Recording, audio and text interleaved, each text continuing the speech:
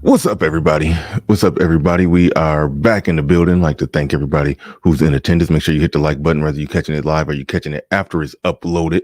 Make sure you hit that like button. We're about to get into this. This is something that floated under the radar. A lot of things floated under the radar. For me, Jordan Peterson. Jordan Peterson apparently broke down crying in an interview with Pierre Morgan. I think I'm saying his name right. I botch everybody's name. I really can't help it. I really can't help it. But yeah, he broke down crying when he asked him about his defense or being the voice of the incels, so to speak. Jordan Peterson made some interesting comments about whether shouldn't the marginalized have a voice. We're going to be getting into that, going to be breaking that down, and we're going to be breaking down a lot of the reaction to it online. A lot of people gave a critical reaction to Jordan Peterson being emotional about this. And we're going to be breaking down and going to be getting into a lot of that. But without further ado, strap on in. Let's get ready to go. Let's get it.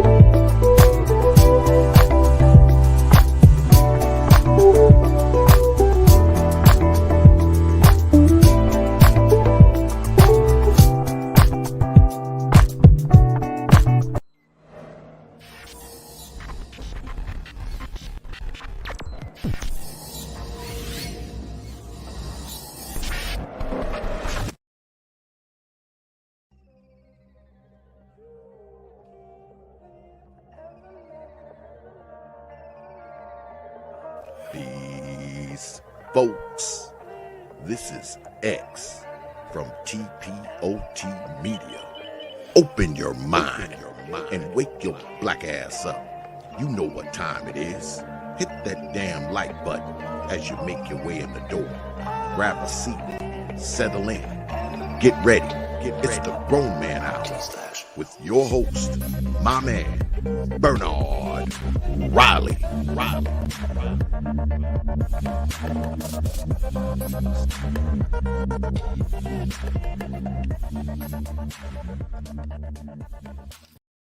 What is up? What's going on, good people? Like to welcome everybody. Back to the show. Happy Monday to everybody. I hope you had a wonderful weekend. I'm glad to be back in the saddle. Y'all know how I do when I start the show. I'm still dotting I's and crossing T's, getting everything set and ready to go. But appreciate everybody in the building, as I always do. Shout out to the early bird squad, those that make it in bright and early before we get things started. And shout out to the one and only Snuggles, who started off with the first comment saying, drop the link. Yes, that's right. She wants me to drop the link. And for old time's sake. Hi, I'm Snuggles. All right, that's all you get. Shout out to Snuggles, came through with the first comment. Shout out to Snuggles. Let me get that off the damn screen. But all right. I'm just saying, in the building, says looking forward to this. Absolutely. Joe Ethereal in the building. And shout out to you. You sent me a $50 cash app during the last. Oh, there it is right there. Boom. Johnny on the spot. Got actually good helping out. Already put that right there, right as I was saying it. Seemed like I should pay people for helping me out behind the scenes, but nah, I ain't paying. I pay men. When men work for me, I pay them. When women work for me, I just give them a pat on the head. That's it. Anyway, shout out to Joe Ethereal, sent the $50 cash app at the last show. I appreciate you coming on through. So we will we'll acknowledge you we'll acknowledge you for this show. So thanks for all your support. Damn, Logan JJ in your Michael Jackson voice. Can you speak that high? Little known fact, somebody actually played a clip to prove that Michael Jackson actually has a deep voice and he just be faking it when he talk real high pitch like a mouse. They said it helps his singing. Just walking, because if he talk in a regular man deep voice, he'll ruin his voice. So he like fake a Mickey Mouse sounding voice. That's the thing. Look it up. But anyway, he says in my Michael Jackson voice, he says, all I want to say is they don't really care about us. That song was a weird song for me by Michael Jackson. All I want to say is they don't really care about us. Like who do Michael Jackson define as us? What us is he a part of? Because he looked like a damn albino alien transitioning from male to zebra or something. It's like, who the fuck is us when Michael Jackson is the one talking? Like, you are a demographic of one. So I don't know who us is. I was always confused when Michael Jackson said, all I want to say is they don't really care about us. I'm like, there's more of you? I didn't know who us was. But shout out to E. Capone, says, I'm calling a truce, a ceasefire between me and Black Wolf. I was unaware that y'all was at war. I was completely unaware that y'all were at war. But if the war is over, that's a good thing. That's a good thing. I approve that message. I approve that message. Who else we got in here? Uneducated Lame in the building. TD Hutch in the building says anybody speaking up for men is crying, but they always want equality until it's not in their favor. Logan JJ in the building says, I don't know if times have changed, but I hope I live long enough to see a military draft where it applies to women the same way it does men. Interesting. I don't know if I want that. Let the games begin. No games here today, but shout out to modern day problem says, yeah, they ain't like him crying about incels. Shout out to Al Boogie. Shout out to Rod of God. Shout out to Hood Server that says no crying in the Manosphere. No, I've had four men cry on my panel, but for good reasons. You said Angry Man did a masterful show on this. I missed it, and now I'm scared to do a follow. I may not live up to. No, I'm just playing. But no, I missed it. I haven't been nothing personal. Just haven't been. I have moments where I watch somebody consistently for a month and then go 2 months without listening at all. So I've been in one of those little droughts lately, like the last month or so, maybe 2-3 weeks. Haven't been really listening to AM, and I say that even though I was listening this morning. I was on my way back to Saginaw, and I did listen to him talking about what was he talking about? Oh, he was responding to Let Go, Mr. Let Go, who should have let go of who should have let go of that conversation with Hope Gazelle. But he was sort of responding to something that Mr. Let Go said about dating single mothers and wifing up single mothers, and Angry Man, as usual, did a masterful job breaking that down. So yeah, shout out to Angry Man. I went a while without listening, but I did catch him this morning. But yeah, so I'm back at it. This one this whole little thing with Jordan Peterson floated under the radar for me. Definitely floated under the radar. I didn't know nothing about it until literally this morning. I received an email. About it this morning when I was confused trying to figure out what I want to talk about. I got an email this morning. I was like, oh, that's interesting. So I decided I'm gonna go ahead and speak on that because incels are an interesting bunch. So I do like to speak on that. But real quick, the stream I did with Hood Servative, I had to take it down. Shout out to Hood Servative. Where he says 4 cries in 4 years is respectable. Not really 4 years, more like going on 3. January of next year will make it 3 years I've been doing a live show. But they were all worthy cries. One of it was regarding a man talking about the passing of his wife. And, he's raising a daughter by himself. Y'all probably know who I'm talking about. That was worthy of crying. The other one, I'm forgetting who all cried. A recent one was Christian. He was talking about shit. Well, he don't care. I was talking about Christian when he was talking about what his father has done for him, how his life would have been. Like Christian, he's rich right now. He has like a 2.2, like over a $2 million net worth. He said one for his father intervening in big moments in his life. He said he wouldn't be here right now. But so when he's thinking about that, he got emotional. I can't remember who else. Why can't I remember who else? Oh, it was somebody. I'm not even going to name the other person because it was a very impromptu moment where we was watching. It was involving a death. Oh, and and Judge was talking about his father dying. Well, three out of the 4 times it was involving a death when a man cried on my panel. 3 out of 4 times it was involving a death. The other time it was involving something emotional about what his father did for him. So all respectable tears. Nobody was crying about men getting passports. Nobody was crying about shout out to Ricky. Shout out to Ricky. Yeah. He has a show on Lapeef, that guy. But shout out to him.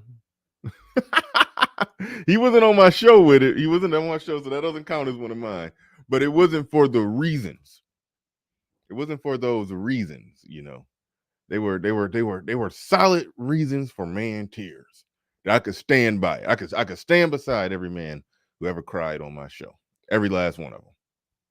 Stand beside them. But the show that got taken down that I did with Hood Conservative got taken down. Well, it didn't get taken down. I took it down because I didn't want to give them a chance to take it down because we kind of went in a little too hard on the LGBTQ community, or at least the T part of it, where a trans woman, so they're called, was making the case as to why men should consider dating trans women. The long and short of it is they easy. Shout out to Conservative. He basically said what he really saying is this pussy is easy. You ain't got to put in a lot of work. Ain't gonna cost you nothing. No extravagant dates. just treat me like you treat any other woman. That was like now the trans person did not word it that way, but that was just the general takeaway. That was just the general take. Yeah, little Big Nate fought. It's little Big Nate fought. No, Hood, you and Nate are getting this shout out. It's y'all fought. Y'all gonna get this shout out. But one interesting thing that happened on there is that I was talking about Hope Gazelle tricking people. How she tricked Umar and she tricked Mr. Let Go. And I think that's a thing that the trans people are going to start doing. They're going to start pulling up on these conversations. And shout out to O'Shea because he acknowledged me pretty well and played a clip of my video in one of his streams. I shared it on my community tab. So shout out to O'Shea. I do appreciate that. But anyway, that's I talk about how they're trying to trick people and pull up in these conversations and present as a woman and just join the conversation between male and female dynamics and relationships and anything, and not saying nothing about who or what they are. And maybe it's easy to pass on camera at a certain angle, maybe with a filter, maybe with a bunch of makeup, but in full body shot, there is no passing. Because I found a video of Hope Gazelle giving a speech where Hope was sitting there looking like a full-blown tight end with titties. Like it's just literally looking like a power forward with titties in this video. But all the pictures you'll find were perhaps some Photoshop, or I don't know what's going on, where all the pictures you find is like Hope Gazelle is looking in a way that would fool some men. So just like women are out here using that Photoshop, just like women are using that Photoshop for the come up, beware of trans. They are doing the same thing. They are doing the same thing. Yeah, it was straight looking like She-Hulk. But yeah, so yeah, that's the thing. That's the thing. That's something to be on the on the lookout for. He said tight end with titties and nuts. That's something to be on the lookout for. Be careful that when they pulling up in these spaces. They already got Umar. They got Mr. Let Go. I'm like, who's next? Somebody else gonna get got. Keep your head on a swivel. That's all I'm saying.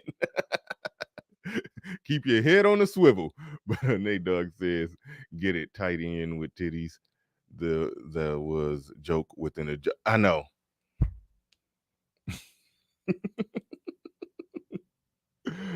I wasn't trying to do the joke within a joke, but all right. All right, we about to just get into the main topic because I don't want to veer off to well, I said I never been got. It's a different type of got, not the real life got that will end up with them getting murked. I'm talking about that online got. That online got is just pulling up behind the avatar and jumping in the conversation and saying some stuff. It's their goal is if they could just get a man to argue back with them, like how Let Go was taking Hope Gazelle serious and was having a serious discussion and clap back at her a few times or clap back at him a few times and was going in and going hard on it and all of that. So it's like yeah, that's a like that's a like that. What soon as the call was over, you know good and well they be like, got him. So that's what I'm saying. That's a different type of getting got. That's a different type of getting got. Just that going into these spaces where men and women have discussions about straight men, straight women relationships and trying to float under the radar, present as a straight woman, jumping in the conversation. That is that is wrong. That is wrong. But anyway, let's go ahead and get into it. Let's go ahead and get into it.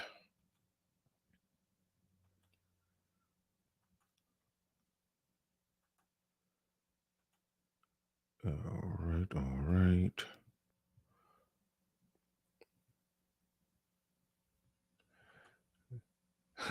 Decepticons, transgender in disguise. I see what you did there.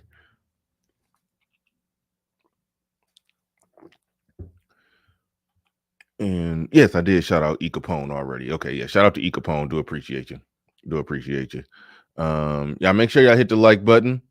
We're about to get into this. Let's get this thing started. I got the little pre-ramble out of the way, but this was an interesting I can't even talk. Interesting interview. But let's go.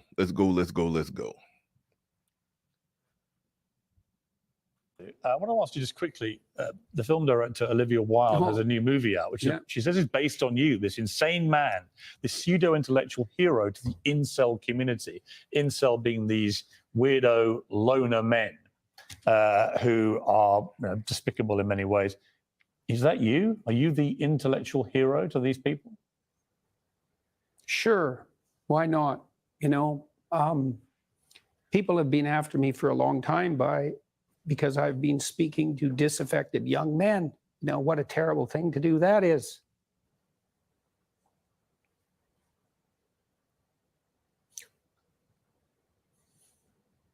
I thought the marginalized were supposed to have a voice. It's making you emotional. Talk about that. Well, God, it's very difficult to understand how demoralized people are. And certainly many young men are in that category. And you get these casual insults, these incels. What does it mean? It's like, well, these men, they don't know how to make themselves attractive to women who are very picky, and good for them. Women, be picky. That's your gift, man. demand high standards from your men. Fair enough. But all these men who are alienated, it's like they're lonesome and they don't know what to do, and everyone piles abuse on them. You've been All right. So I feel what Jordan Peterson is saying right there. I definitely feel what Jordan Peterson is saying right there.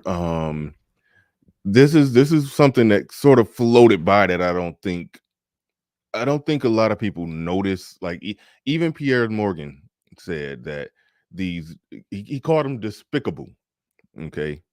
There's a distinction that I've been making whenever the discussion of incels come up. I've always made this distinction.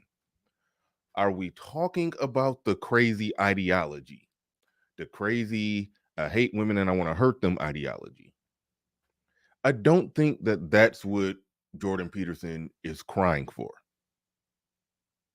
I don't think that that's what Jordan Peterson is having an emotional reaction for not for them, because Jordan Peterson studies this enough to where he understands a lot of the stuff, a lot of the data that we talk about, that a lot of boys, that young men, they checking out, and some of them are checking out, but some of them some of them were handed their hat, and so it wasn't even a matter of checking out.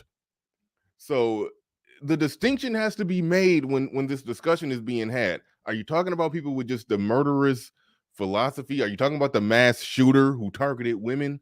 Or are you talking about the 1 in 3 men under the age of 30 who's reported having no sex in the last year or two, or whatever, I forgot whatever the study was, in the last year? Are we talking about that?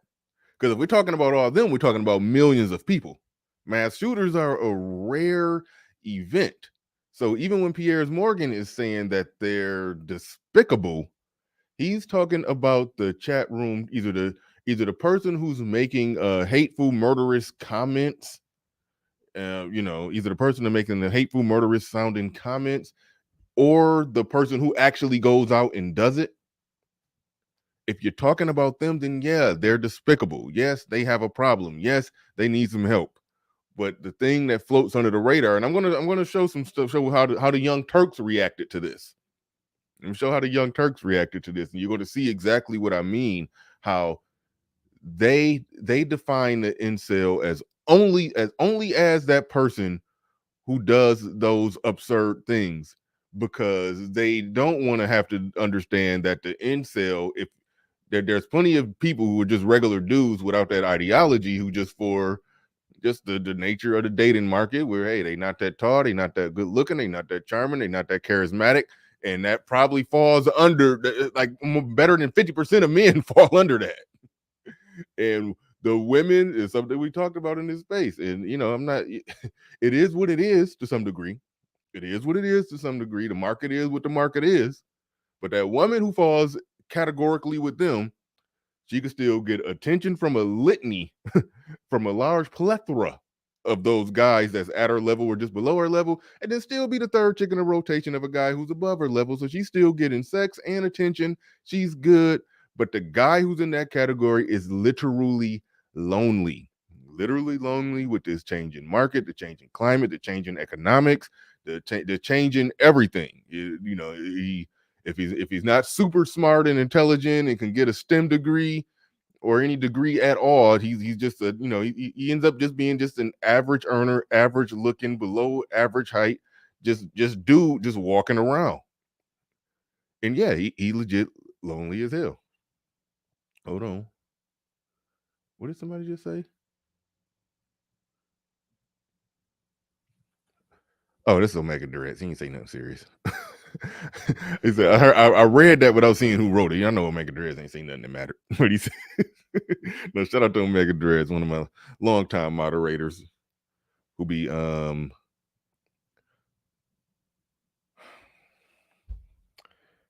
game changer. You could just I'm not clicking on that comment. But you need to catch an Uber to hell. Just get in the Uber and be like, to hell, please, and just go. You're wrong. You're a bad person for that, game changer. Fuck.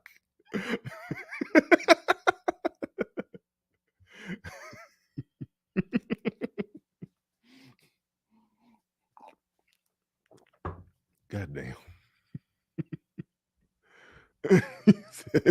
Uber to hell, OMG, the mileage. Yeah, I don't care how much it costs. Deplete all his savings, just get there. You won't need them. You won't need the money when you get there. You won't need the money when you get there.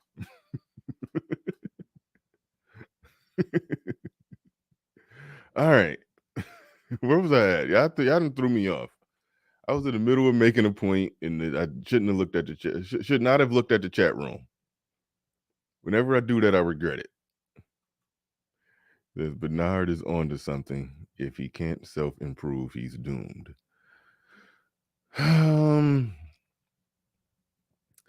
It's some truth in that. It's some truth in that. It is what it is. And it's funny how this all kind of does circle back to the guys who are passporting. It really does. Because if they ain't getting what they need out of this market, they need to go over there. But see, the person who's truly the problem, the person who's not the problem, but the person who I mentioned TYT. I'm going to be showing their reaction to it too. But the person who truly has a problem. Okay, if you're just some guy who just falls under the spectrum of just physically non-select, you're just genetically challenged in the attracting women department. If you fall under that category, however, you do have the ability to make some decent money, then yes, you can get on a plane and fly somewhere else, or that money could possibly attract somebody here. You got options. It's that guy when he's that average dude and he's that average earner.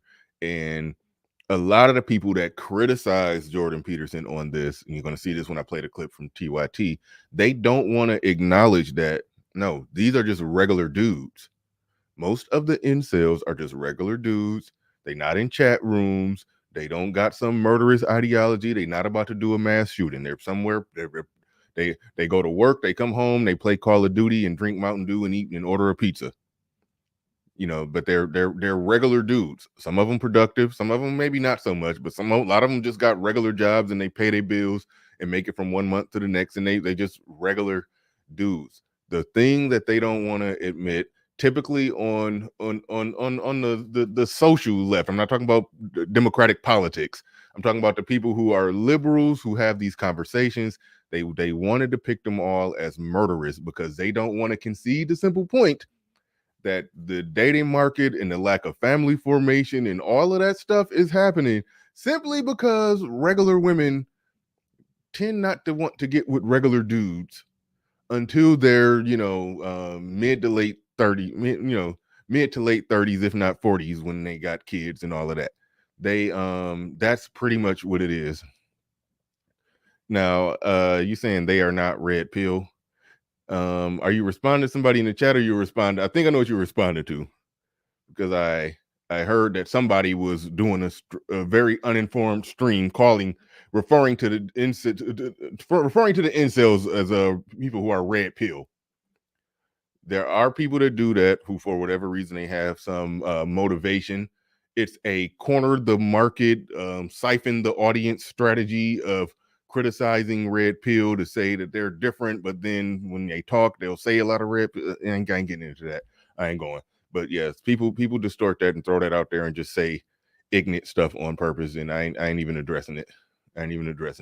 But all right, let's dig back into it. But I did want to address Pierre Morgan saying they're despicable because, again, he views them strictly as just a community of people online who say hateful and even murderous things about women, but and that those that actually go out and do it, again, that's a small percentage.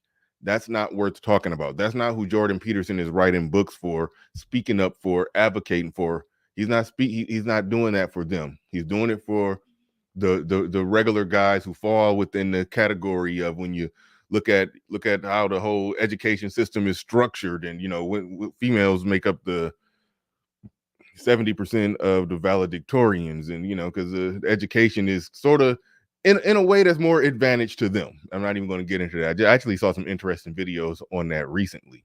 That I may be breaking down some information on. I've been doing a little reading on that as to why women do better in school, but a lot of boys, basically to get scientific-y on y'all, the boys, their prefrontal cortex, all of that, it develops a little later. So boys develop later. They end up doing better when it's all is said and done. When you look at geniuses on the bell curve spectrum, it's a lot of is more higher IQs and geniuses amongst men. That's why men make a lot of the inventions and excel to the highest heights of society and all of that. Is more men that fall in that category. But in the middle, women on average women do better in the middle. Boys do boys on the end. I'm talking about boys and men. They're on the end spectrum, particularly with men on the end spectrum of the bell curve. It's a lot of underperforming boys, and on the far end, on the other end spectrum of that bell curve, is a lot of overachieving, high performing boys. But in the middle, that's where boys suffer, and that's how women can always make that argument that in the apex of society, look at men doing everything and running everything and blah blah blah blah blah blah blah. Because there's a lot of high achieving, overperforming men who just outperform women through and through. But on the aggregate in the middle, women do perform well in terms of education. And here we are in a society that, like I always say, the ditches have been dug, the railroads have been built, the planes, trains, and automobiles, all of that is working. So now, if you could sit down, if it's like basically women are saying, we're doing better than you because after all the hard labor of building society is done, I can type 60 words per minute faster than you in this cubicle. Girl power. I'm the one. I'm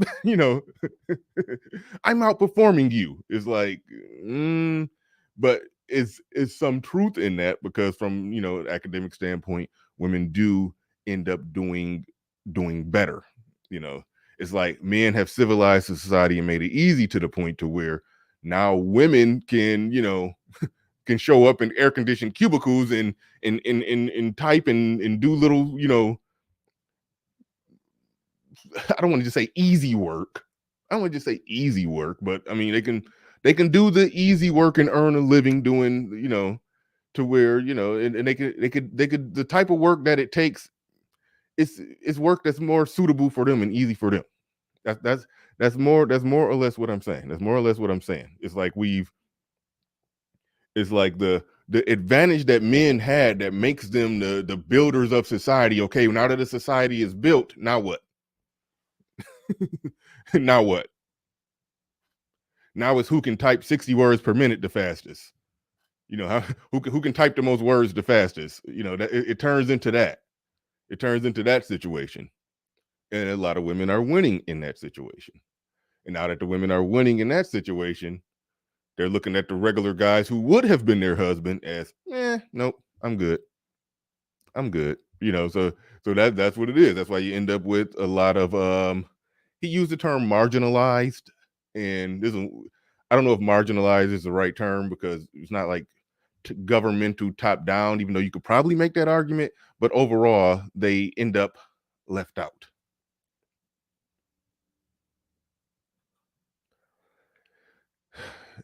Nate Dogg says women are better than men now, thanks to men.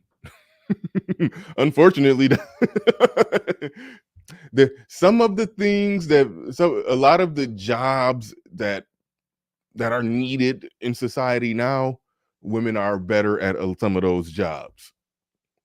But the reason that those jobs are even jobs is because of men. Because men have civilized and created this westernized, industrialized world where it's everything. Hold up.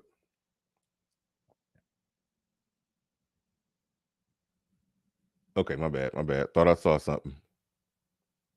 Thought I saw something, but yeah, to some degree that's true. To some degree that's true, Little Big Nate. To some degree that's true. The things that they are better at, they're better at it because basically men did the heavy lifting of building the world that make those particular skill sets easier, easier, less dangerous work. Those skill sets are more needed, and now they're able to enter the workforce. Like when they say we need more women in the workforce, okay. Can you really say what back when ditches need to be dug and railroads need to be built and skyscrapers needed to be built and all of that, all of that dangerous work was the work? Did you want more women in the workforce then? But now that all that stuff is built and now you just need somebody to type and send emails and do do work at the computer. Now we need more women in the workforce. Oh, we're better at this little computery shit. So it's like, yeah, okay. You can survive without a man, and you have you can survive without men, and you have men to thank for that. It's a weird conundrum.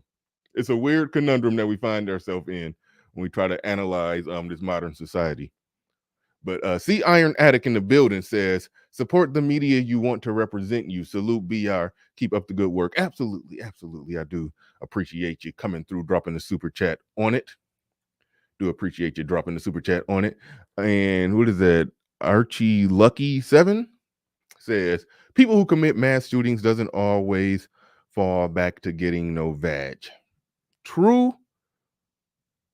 And okay, it's some iffy and very tricky stats with that, because it's some stats. Actually, I question the stats because Young Turks are the ones that I saw presented where they said 50% of the mass shootings targeted women. But I'm willing to bet that they said targeted women because some women got shot. If 10 people got shot and 4 of them was women, they targeted women. If 6 out of 10 was women, they targeted women. It may be so. I'm pretty sure it's iffy. I don't think we've seen mass shootings where like literally 100%, like 8 people was hit with a sniper and all 8 victims were women with blonde hair and big boobs. That's when you know it's an incel. When he's literally just picking off women that you could tell, oh, he clearly wanted to hit that. That's what, okay, I don't mean to laugh. That's not funny. But that's when you know it's a completely 100% incel based mass shooting. So I'll just leave there. I'll just leave that there. But thank you, Archie Lucky 7 in the building. All right, let's get back to the tape. Y'all hit the like button as it says down there on the screen. I'm so controlled today, and yet in that brief moment, you got very emotional. Why? It's really something to see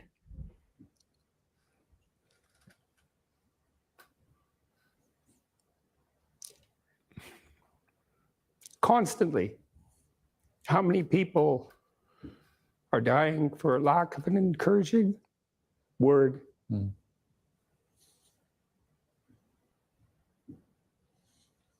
And how easy it is to provide that if you're careful. Give credit where credit is due. And to say,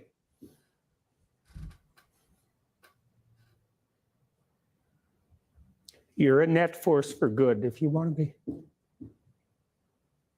Do you believe you're a net force for good? Net, yes. In all the details, probably not. No one's perfect. So people make their mistakes as they stumble uphill.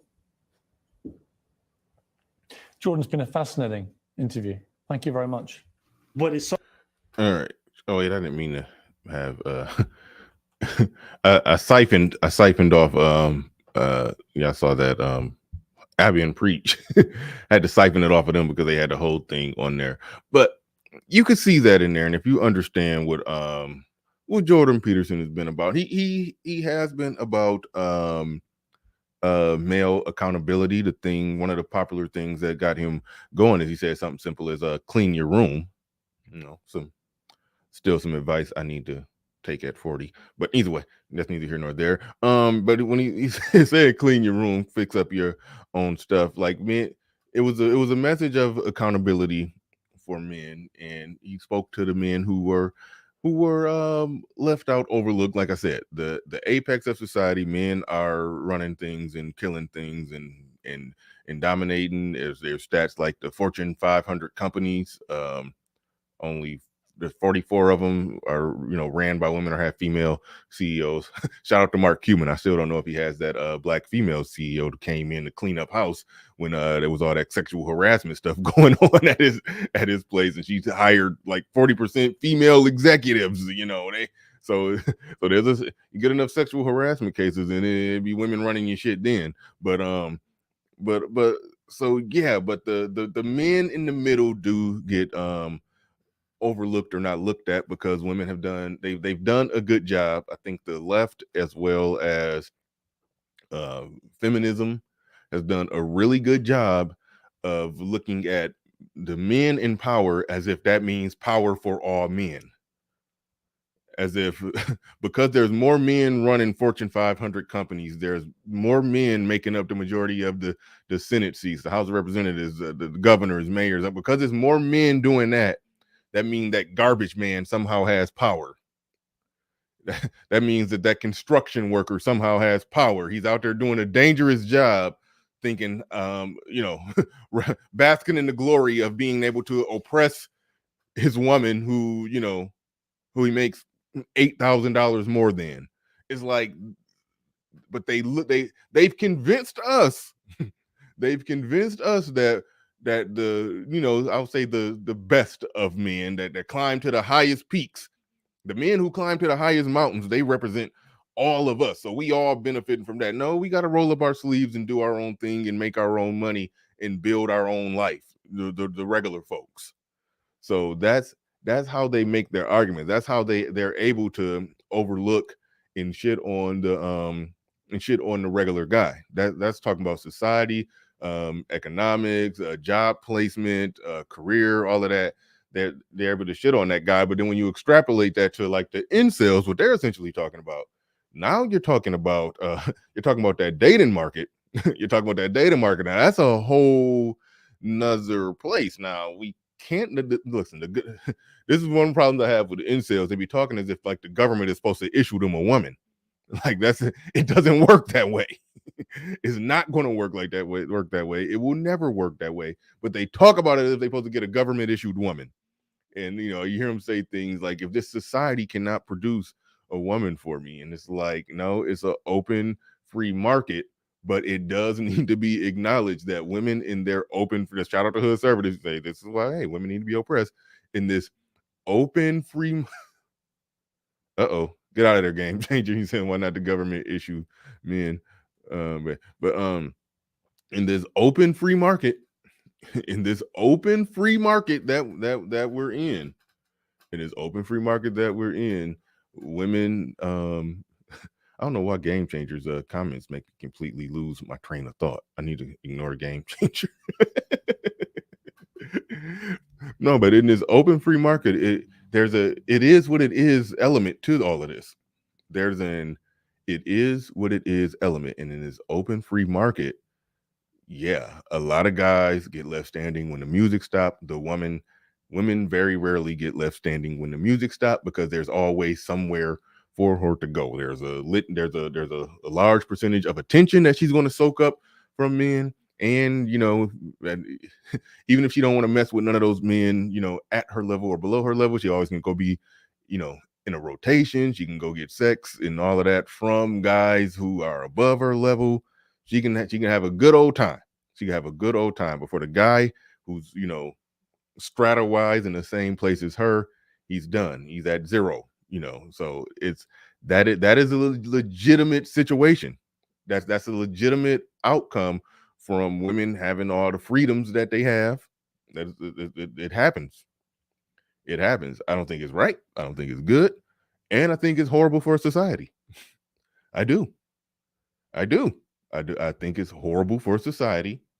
I think when you got you can't have a community and can't have a society unless you got families.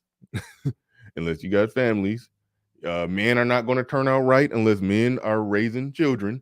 And across the board, black people get hit at the worst. But across the board, there's less men It's there's less men raising their family, raising their children. Why?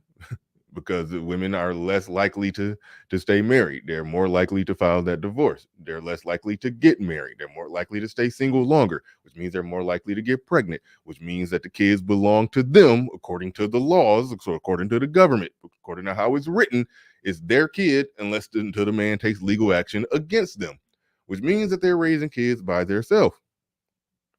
So even with the men that they are having sex with, they're still raising the kids by themselves, which means women are over here with kids, men are over here separately. But some of the men who are over there separately still get to visit in and have some sex, but some of them don't even get to have sex. So what happens to them? Eventually, there's going to be, I don't want to say eventually it's going to be an uprising, because I think we're hearing the vocal uprising of men speaking out. And that's what Jordan Peterson represents, the speaking out for these men. So, I applaud Jordan Peterson for his work. And in that sense, he's I would say that he's, somebody recently called him a Batman villain.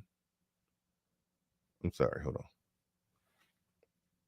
Okay, y'all can't hear that. It's like a little hissing noise. I don't think y'all can hear it. Like my damn microphone, my headset just went out. Somebody called him a villain, crying about being a villain, but no, I think he's fighting for a group that society wants to continue to kick down.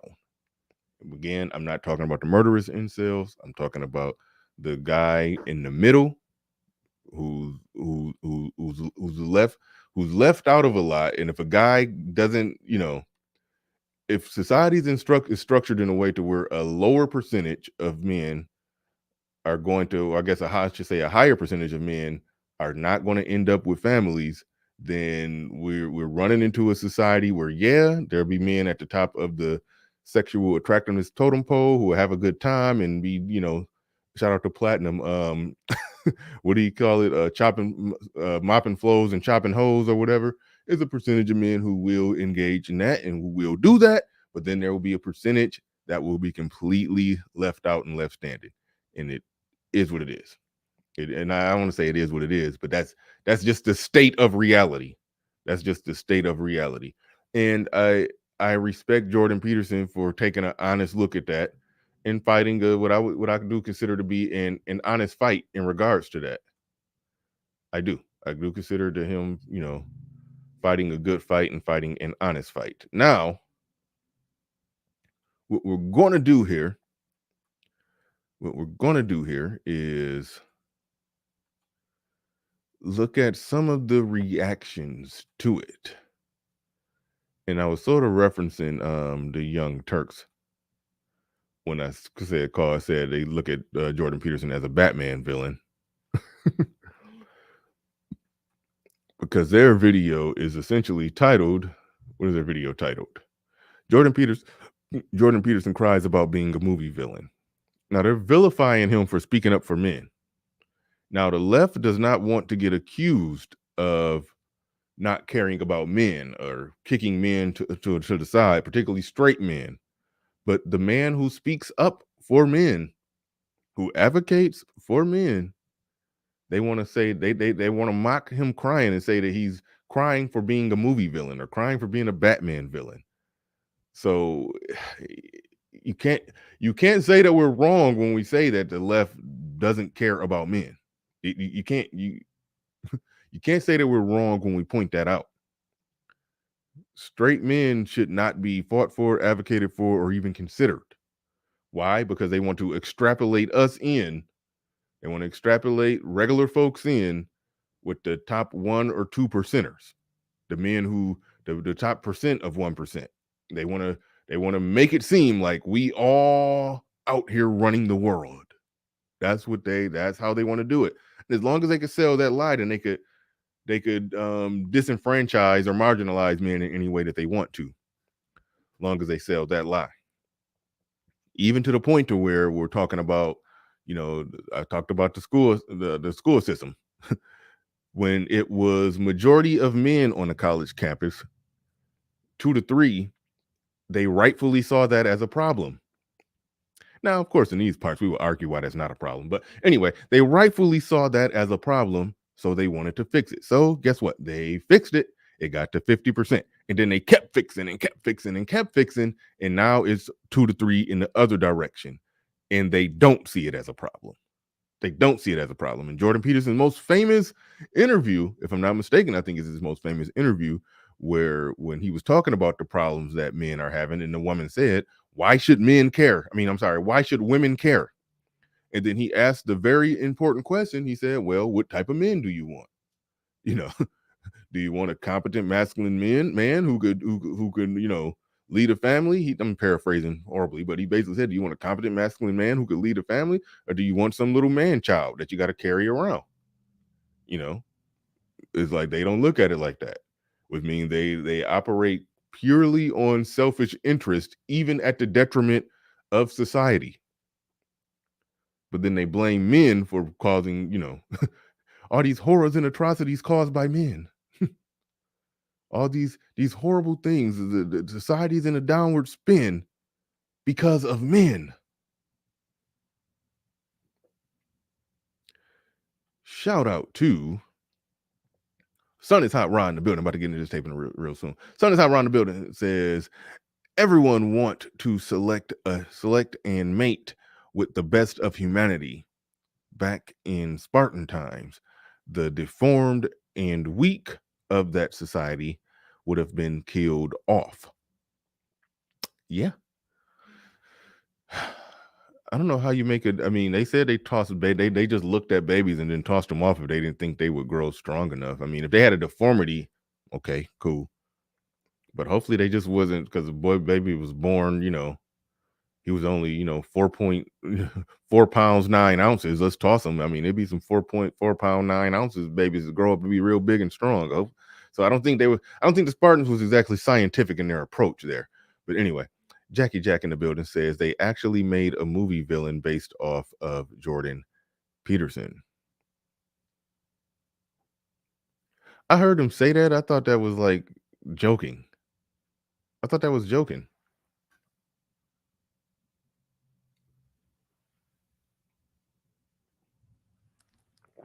I didn't know that part of it was real. I heard him say that. I didn't know that was actually a real thing. Like it was.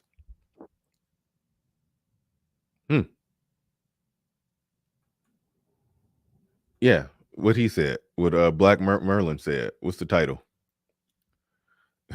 And shout out to Groove Master who remembers. So you're saying, every time he said something, so you're saying, you're like, no, bitch, I said what I said. Oh boy, that was a good one. That was a good one.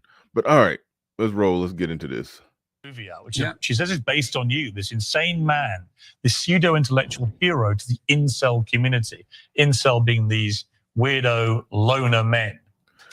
See, I heard them say that. I didn't know it was a movie, like an actual movie. I thought you were just making like a documentary about Jordan Peterson or I don't know.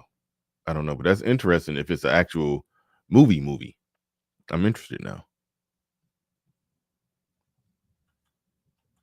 Who are despicable in many ways. Is that you? Are you the intellectual hero to these people? Sure. Why not? People have been after me for a long time because I've been speaking to disaffected young men. What a terrible thing to do that is.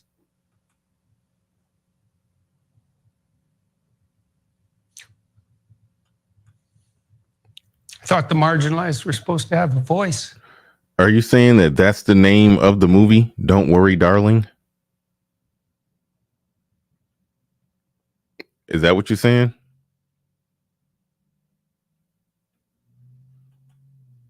Christian Hutchinson in the building says it's a conundrum. Women want to be equal to men or outperform, but then have a man for themselves that is more successful in order to raise a family. Yeah, that's the problem and conundrum that they're in. And I always say that's practically impossible to fix. I said if there's a wage gap between men and women, and then if society does something to correct that wage gap, If society does something to completely correct that wage gap, then the women will be complaining that there's not enough high earning men that they want to be with. They're going to complain about that. So then if men say, hey, we got to rise to the occasion, we got to make more money, we got to be valuable to these women, we got to, so then the men start making more money. All right. Once the men start making significantly more money than the women, then what's going to happen? The women are then going to say, wait a minute, we closed this wage gap. Now it's another gap. The gap is open again. This isn't right. And they're going to start burning bras in the streets again. Feminism fight. I am woman. Hear me roar and give us our rights, our opportunity. We gonna when Title 999. They gonna make it. They gonna do all that. Gonna burn bras and do what they got to do to equal everything back out again. To mean, okay, now the wage gap came back down, and now where are all the good men? It's like, it's it's a never ending thing. Theo in the building. Shout out to Theo. I got your email. I saw it late. I saw your email. You the man, and I'll be talking to you more about that, and I'll be talking about.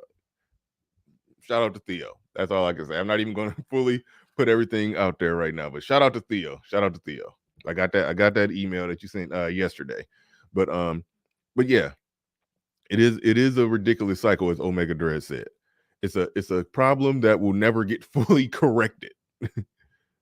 They want higher earning men. Those are the type of men that they want.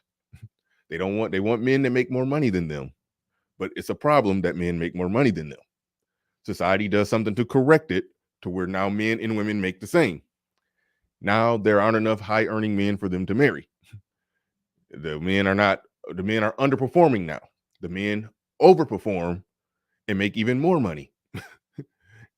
Now, good. There's men that make more money than us. That's good. There's men that we find attractive now because they make more money than us. But wait a minute. They make more money than us. That's not right. That's how it works. That's how it works. We need more men making six figures so women can have somebody they really can respect and marry. So you want a bigger wage gap? No. It's like they're in a constant struggle right there. But anyway, let's go ahead and get into it. I want to get into what the TYT had to say about Jordan Peterson advocating for incels.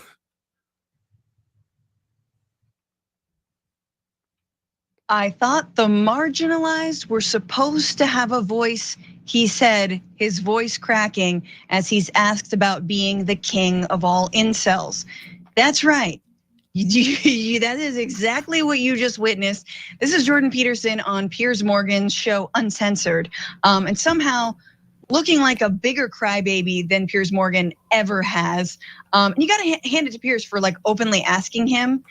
You see how she's just calling him a crybaby? Calling him a crybaby. These are the same women who want men more in touch with their emotional and their feminine side and da. That's what they want. They don't want these domineering, toxically masculine dudes. The dude shows some emotion, now he's a crybaby. He's a crybaby now. Like, let that sink in. Let the gaslighting and shifting of goalposts sink in. Like, do you bear any resemblance to this character who's like a leader of incels or kind of a violent, angry, misogynist dudes who are mad at women because they won't sleep with them, they're involuntarily celibate, and he's like, yes, I am. Now, notice the key part. She framed an incel strictly as angry and violent person. The first incel that I actually met before I even knew what an incel was, he was just a regular dude. Great guy. Absolutely 100% great guy. Nobody just wanted, he just couldn't find nobody that had sex with him. He just wanted a girl. He just wanted to fall in love, get married, have kids. He's a wonderful dude, great attitude. He was 5'4" and kind of built like a hobbit and had hobbit proportions, and I mean, he actually kind of looked like Samwise, the guy who went with Frodo to destroy the ring. He kind of is a white dude. He kind of looked like him. Kind of looked like the dude who helped Frodo destroy the ring. He really did. He really did. But yeah, just women just weren't feeling him. Excellent, just 100% great guy. He by definition was an incel. Now, what they want to do is they want to define anybody who women don't want to get with as the type of murderous, woman-hating incel. That's what they want to attempt to do. Because if they acknowledge that the majority of the people who are incels by definition involuntarily celibate, means that they're celibate but not by choice, they want to have a sexual relationship with a woman, they just fail at getting one. If they acknowledge that most of these dudes are just normal, regular dudes, then they have to acknowledge the simple fact that, wait a minute, there aren't any women out here in dire straits complaining about not getting sexual relationships. Then they have to concede the simple fact that, oh, these modern women in this modern time, this post-second wave of feminism, post-free love music, post-slut walk era, all of that, these women are just basically sharing dicks. they basically have to admit that.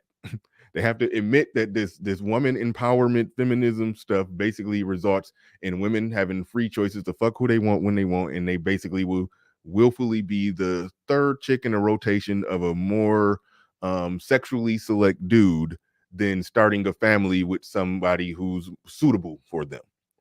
They don't want to admit that. They don't want to admit that, so they have to depict these guys as murderous monsters to only if they turned away from their murderous, monstrous ways, then these women will be with them. But no. These women are happy exactly how it is. These women are happy exactly how it is. And they're loving it and they're basking in the glory of it. But they don't want to also simultaneously don't want to acknowledge that the reason that that family structure and most of the problems that we have can be traced back to lack of families and two parents households. They don't want to admit that women choices are the reason for that. So they have to create this ultimate Batman villain who's creating a bunch of minions or pacifying a bunch of minions who are out here wreaking havoc and doing evil. That's pretty much the game when it comes to this. Obviously, Jordan Peterson, the all meat diet intellectual guru, thought leader, I don't even know. Let's watch a little bit more of what he went on to say. It's making you emotional. Talk about that. Well, God, it's very difficult to understand how demoralized people are. And certainly many young men are in that category. And you get these casual insults, these incels. What does it mean? It's like, well, these men, they don't know how to make themselves attractive to women who are very picky, and good for them. Women, be picky. That's your gift, man. Demand high standards from your men. Fair enough. But all these men who are alienated, it's like they're lonesome and they don't know what to do, and everyone piles abuse on them. Maybe stop acting like an incredible turd online all the time by trolling swimsuit models and calling them fat. How about starting with that? Anyway, Cenk. All right. Again, when we're talking about incels, we're talking about at least a third of men under the age of 30. We're talking about millions upon millions of people. The people online doing what she said does not represent all of those millions. So, but they have a vested interest in depicting it that way. That is the problem. That is the problem, that they're behaving in a certain way. Now, yes, the person who's an online internet troll who just hops in chat rooms to say ignorant, crazy shit all the time, murderous, hateful stuff towards women. Yes, if that guy acts like that in real life, then chances are he might. If he acts like that in real life and he's average or below average looking, chances are he's not going to get no ass. but they don't want to take into account that the millions of people who qualify by the strict definition of incel don't act like that. That's what they don't acknowledge. So it's like they're trying to depict it in a certain way to basically turn any guy that women don't want to have sex with, to turn them into the bad guy, the villain, a hateful monster. That's it makes, yeah, you got to question why they have a vested interest in doing that. Because if they were honest, they would just say that, oh yeah, it's a bunch of decent, regular, average Joe Blow dudes out there that make average Joe Blow money, and they, we just don't want to fuck them. Like that's really what the incels are. That's really what the incels are, but they don't want to say that. They don't want to say that. Now, Jordan Peterson, like I said before, he speaks up for what these guys are going through, whether they're facing economic issues, they're undereducated, underemployed, or maybe they are employed, or maybe they just, for whatever reason, just can't figure out how to be attractive to women. Regardless of whatever their situation is, Jordan Peterson speaks to them, and he speaks a big game about accountability, where he said, yeah, the women aren't choosing you, they're right for not choosing you. He said women should be picky, which they kind of should. I mean, they should, but they to me, they're picky for the wrong shit. But either way it goes, women have always been picky. That's nature. That's biology. That's the animal kingdom. Mating success for a female is mating with the best possible male. Mating success for a male is to mate with as many females as possible. When you strip away aspects of our culture that were aspects of of culture that were in place, that sort of divvied things up damn near 1-to-1 when it was a high marital rate over 90%. When you strip that away, then yes, human mating is going to look just like the animal kingdom, where the women are going to decide what is the highest, most select male on the totem pole for whatever reason. It could be height and charisma, it could be good looks and big shoulders, who the fuck knows, or it could be money, but whatever, they're going to choose or pick or select what that is, and that's who most of them are going to be fucking.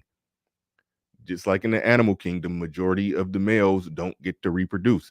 It's been like that with humans over time too. We put in societal factors and structures to basically do away with some aspects of that, and it helped create families.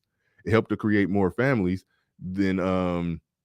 But then second wave of feminism, free love movement, all of that, it got rid of all of that, and so basically it turned into a unregulated sexual market, and you saw women free, liberated mating choices.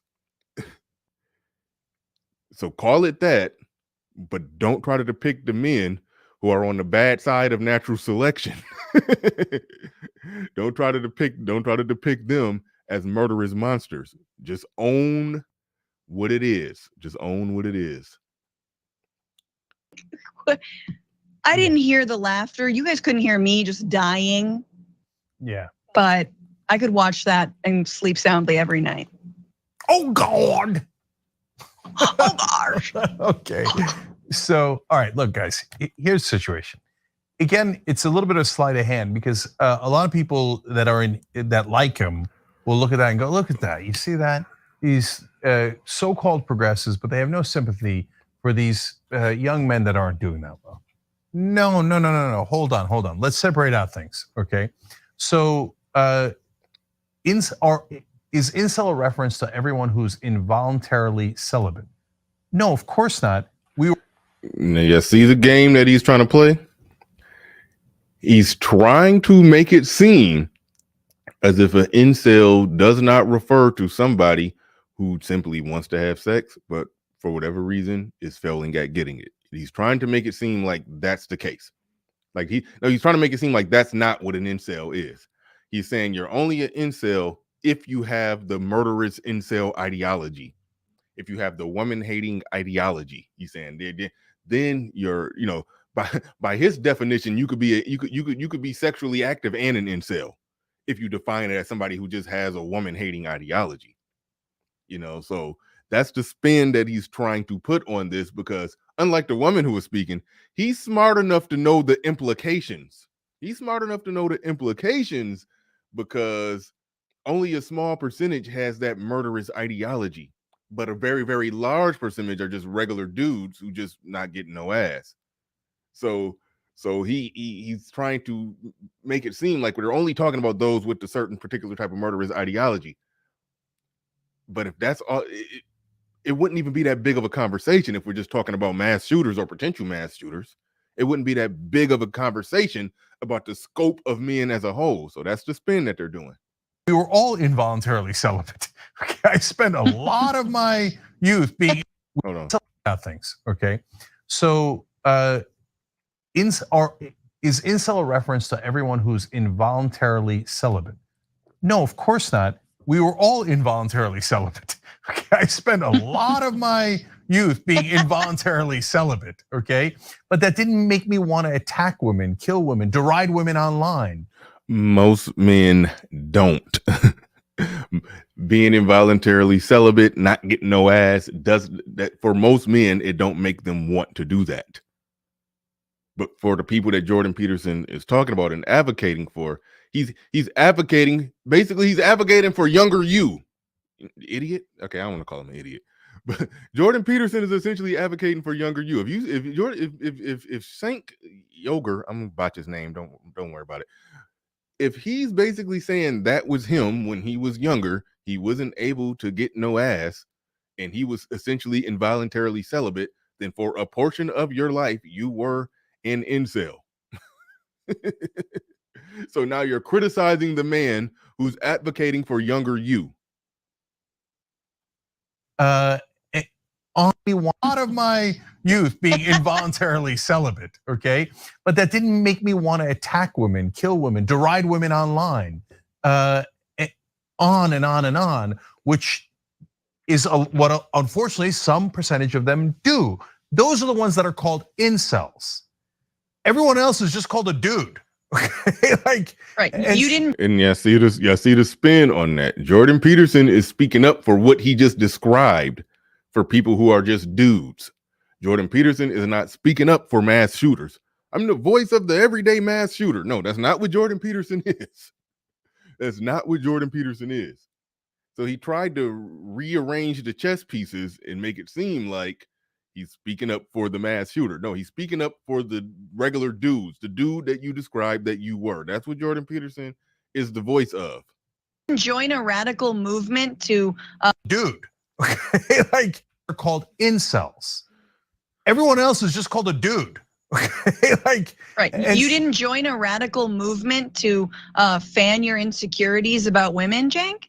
No, I didn't. And so that just makes me a regular American. And so, and by the way, do I have sympathy for guys who are involuntarily celibate but not randomly attacking women? Of course, I've been there, right?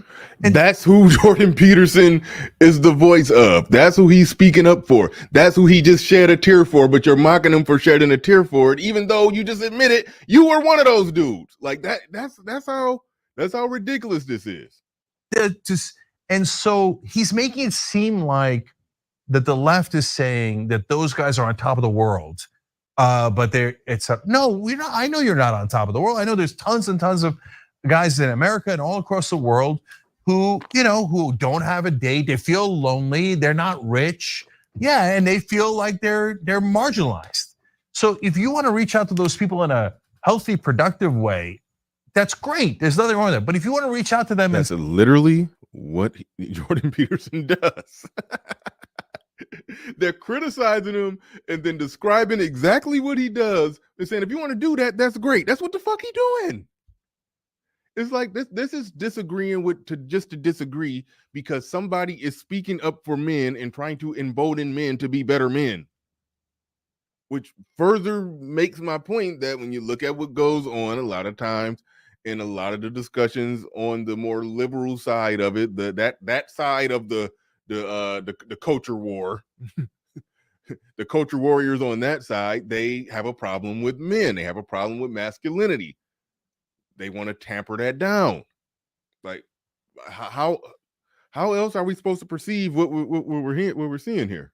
In a healthy, productive way, that's great. There's nothing wrong with that. But if you want to reach out to them and say, now let's all hate women together, no, that doesn't help at all. And then second of all, the word marginalized is misused there, right?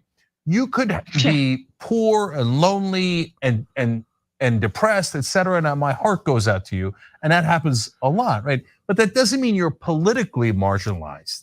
You have every political right if you're in the, for example, if you're a straight white male living in Nebraska, you might not be you might not be rich, you might not have a yacht or a mansion, you might not have any privileges that the rich have, but you have some privileges you're not even aware of, because nobody's going to try to prevent you from voting. They might not arrest you for smoking marijuana when they arrest the other guy across town for smoking marijuana, et cetera, et cetera. It doesn't mean you're politically marginalized. He's conflating those things to try to create sympathy for the noxious philosophy that has. No, he's trying to create sympathy, understanding, and awareness for what the regular dudes, as you call them, as you were, are going through. That's what he's doing. Now, he's right on the marginalized might not be the right word. Marginalized may not be the right word, but thank you everybody who's in the building. Oh shoot, we about to open this bad boy on up because we joined by Game Changer and Rod of God, who came through with the CMB looking like G Money. Got on your little CMB starter kit. I see you. CMB, we all What's week. up, man? Turn about volume. But go ahead. But what's going on, GC? What you got on this one? Well, a couple of things, really, Bernard. Salute to you. What's up, Gerald G. Money Wells? Salute. What up, GC? Better sit your $5 ass down before I come to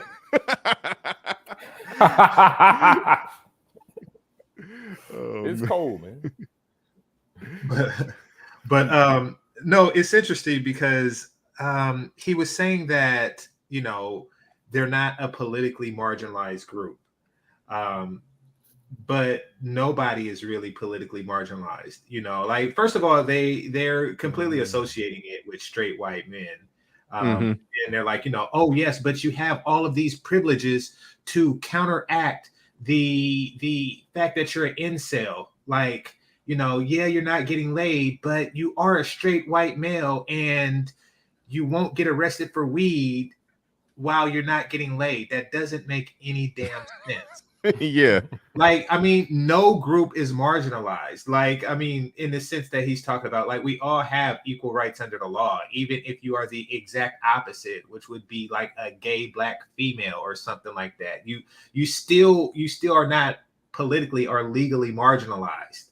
So he's just throwing stuff out there to try to counteract what he's really doing and what they are really doing. See, what they are politically.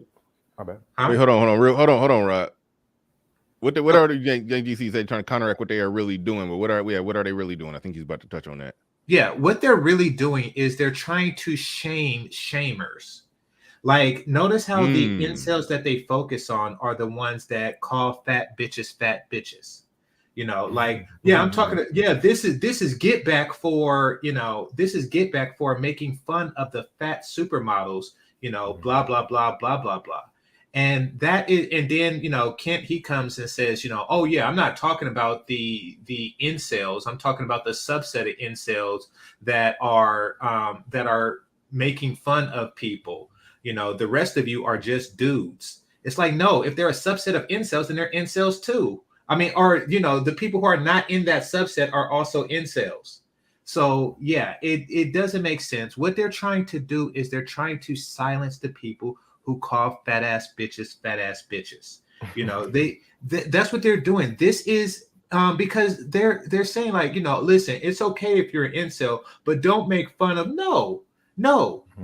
Part of not being a politically marginalized group is you can make fun of whomever the fuck you please, especially if there is something that you have control over. Yeah, these are liberals trying to protect everybody but a certain group of people. Ever notice that? Ever notice how liberals always, they like, oh yes, we protect this group. Like there was a movie called Hamburger Hill when they was talking about the liberals and how they, it's a movie about the Vietnam War. It was a Vietnam War movie, and there was a white dude there, one of the soldiers was like, yeah, I want to get some of that free love, and that they've been talking about. And one of the dudes that's been on tour, and he was like on the second go round, he was like, oh yeah, I've been back. He was like, listen, they got love for the Negroes, they got love for, and I'm paraphrasing, they use pejoratives, but they have love for the Negroes, they have love for the gays, they have love for the G word, the pejorative for Asians. They have so much love for them. But when I got back, these white girls had hair down to their asses and a paper bag full of shit for me. You see, stuff like that is okay. It's okay for people who are out risking their lives, right or wrong, for your own personal security. It's okay to disrespect them. It's okay to disrespect a certain group of people, and because you feel that you're respecting yourself. Or excuse me, you're protecting others. It's sickening. And this is why the left loses so many people through all of this nonsense. But the truth of the matter is, it is a problem.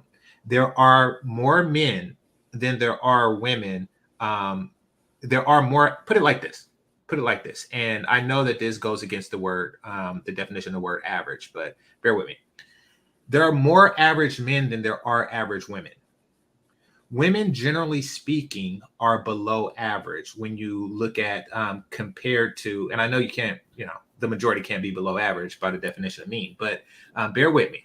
If you compare average woman versus what was an average woman 50 years ago, the overwhelming majority of women don't fit that qualifications. They do not fit the base qualifications for relationships, and that is fit, feminine, and friendly. These are the basic qualifications for relationships, and the overwhelming majority of women do not fit that. However, the overwhelming majority of men can be protector providers, even average income men. Mm-hmm. Good stuff. Shout out to L Boogie. He says, "Tell Q from Juice I said what's up." He talking about But real quick before I pass it to G Money, let me get to who else we had in here. Cold Black in the building. He says they are gaslighting us. They won't want a gynocracy / matriarchal structure while simultaneously and deceptively asking for inclusion in the current system. Sounds like they know the weaker sex. Shout out to you. Appreciate the super chat. He says hypergamy's math literally has the end goal of sharing meat. Yeah. Unchecked hypergamy, when brought up, is heavily dismissed by feminists, left, and pro-blacks as well. The sharing meat part, I'm like, hey, they need to just own that one. Chris, car designer Chris in the building says Kevin Hart is a new standard. Short, not bad looking, but has lots of money.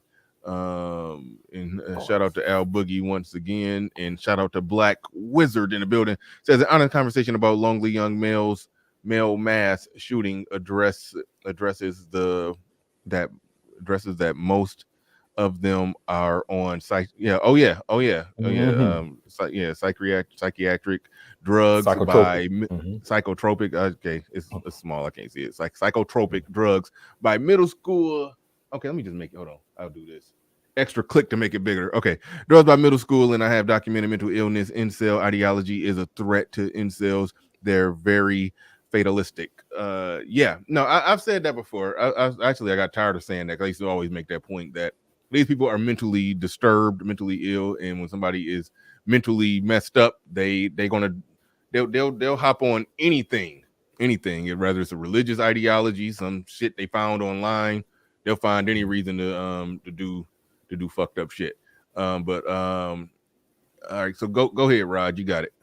Yeah, and I think that's what Jordan Peterson was getting at. Was he's a high mind. He's a big thinker, And I think what he sees is what a lot of us see, you know, I get it from the Bible, is, you know, where this is all going. If you make a society where young men don't have the whole, I mean, we are hardwired by God to, yes, dominate a woman. Like, we are hardwired for that. Uh-oh. He would say one woman, right? God would say one woman, but he knows that we hoes and we're going to have more than that, but at least one. And when you have men who, because of what society has done, I kind of agree with, I mean, I don't want to say agree, but I think they're getting onto something when they say the government has an obligation to produce a woman for them. Not literally, you know, here's your woman, but in terms of the way that society is governed, like they put these rules into place, they put all these systems into place, which completely, this is one thing I disagree with Game Changer on.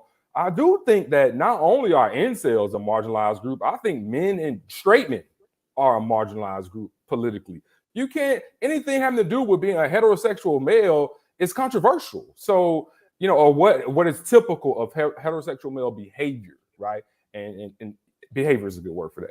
So, no, I would say that. I mean, you can't start a political move. How controversial is the MRA? How controversial is the Manosphere, right? Well, no, Any that's place where social, straight not men political. come together. Okay, well, all right, MRA. Okay, all right, MRA. No, MRA, no, I mean right? that. You agree I mean MRA that, is political? no, what I mean is But do that you agree men. MRA is political? No, But you yeah, know, yeah. my point I'm making about the I'm political. not You want to go to talking about MRA, political? I'm just saying, The like, MRA. men in general are socially you know, they're socially chastised. They're not politically. You know, meaning that, you know, when they cancel somebody, that's a social thing. That's not really a political thing. Disagree. I disagree Okay. too. Disagree because But politics. yeah, and that's what. Wait, hold up, patriarchy. Hold on, wait, go ahead, Rod. My bad. Yeah, but I think that's what Jordan Peterson was getting at that point you was making, Bernard, about how, because, you know, society has made it where, you know, women and girls, because usually with them it's going to be like younger women, you know, are just choosing these same dicks, right, and sharing dicks. And meanwhile, they're not getting anything. That creates a psychological effect on any man. You don't have to have mental illness to be affected by not being able to get pussy. Like, that will affect you mentally, right? Yeah. Just dead ass. Like, that's the truth. So it's already having that effect. And now they are more likely to take up with, like you were saying, cults and all other kind of BS, because society has failed them. And I think that's what Jordan Peterson was getting at, is like, damn, those older generation, those baby boomers and the older Gen X, not angry man Gen X, but, you know, older Gen X, you know, I think they started to finally look at the older Gen like, X, fucked up the world. older. Hold on, wait, real quick. The older Gen X are a lot like the boomers. The younger Gen X, exactly, they be on point, like, you know. But them older Gen X's be tripping too. But but you said something interesting. I'm gonna get to you in a second. Patriarchy Strikes Back. I'm gonna get you in a second. But you said something interesting, because I've criticized incels when they be talking as if they supposed to get a government issued bitch. Like, that's basically how they be talking. But but I think the point that you was trying to make, is that the government, if they want society to function and work properly, they need to bare minimum make the laws and the incentives in a way to where a higher percentage of people will end up with paired off with families. But if they're running things the way that they're running it now, they're decreasing the percentage of that. So if that's what the incels are saying when they saying society is not producing a woman for me, I can understand that's what they mean. Yeah. Okay. Then all right. I'll rock with that. I'll rock with that. I'll rock with that. But all right, go ahead. Patriarchy Strikes Back. Go ahead. What you got on this? Well, I have a couple things. So first off, it's all political. Everything is political.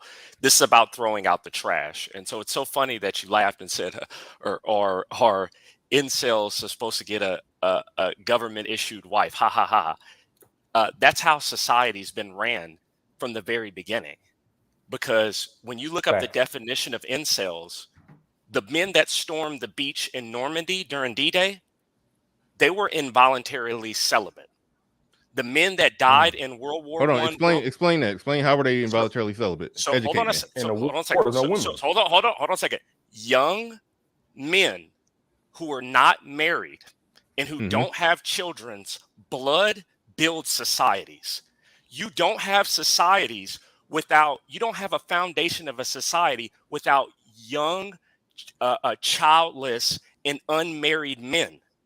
What percentage of the men who died in World War II, right, or who died in Iraq, or who died in Afghanistan, were married? What percentage of them had children? These are young men, and you obviously know that they're not having sex because they're in a third world country away from home. So it's so funny that everybody has an issue with incels until it's time to go fight a war, until it's time to go draft somebody. And then when you even look in the Middle East, when you look at the other side, when you look at our enemies, who are they drafting to fight in their wars? Who do the Russians have on their front lines? You think the Russians have a bunch of family men with children on the front lines? You think the Afghans have a bunch of family men with children on the front lines? No. This is how it's been done from the very beginning. The difference is now everything has changed. People want to use technology to offset reality, right? They want to make things that are unequal equal, right? They want to throw out the trash. They want women now to have the benefits of things that they never built from quote unquote incel blood, right? So that is what's funny to me, because now my second point to Jordan Peterson is you can't be a victim. Men cannot be victims in the current society. You have to you have to basically beat the system. You have to beat the refs. You have to beat everybody. You have to win at the end of the day. Nobody cares about your tears. Nobody cares about it.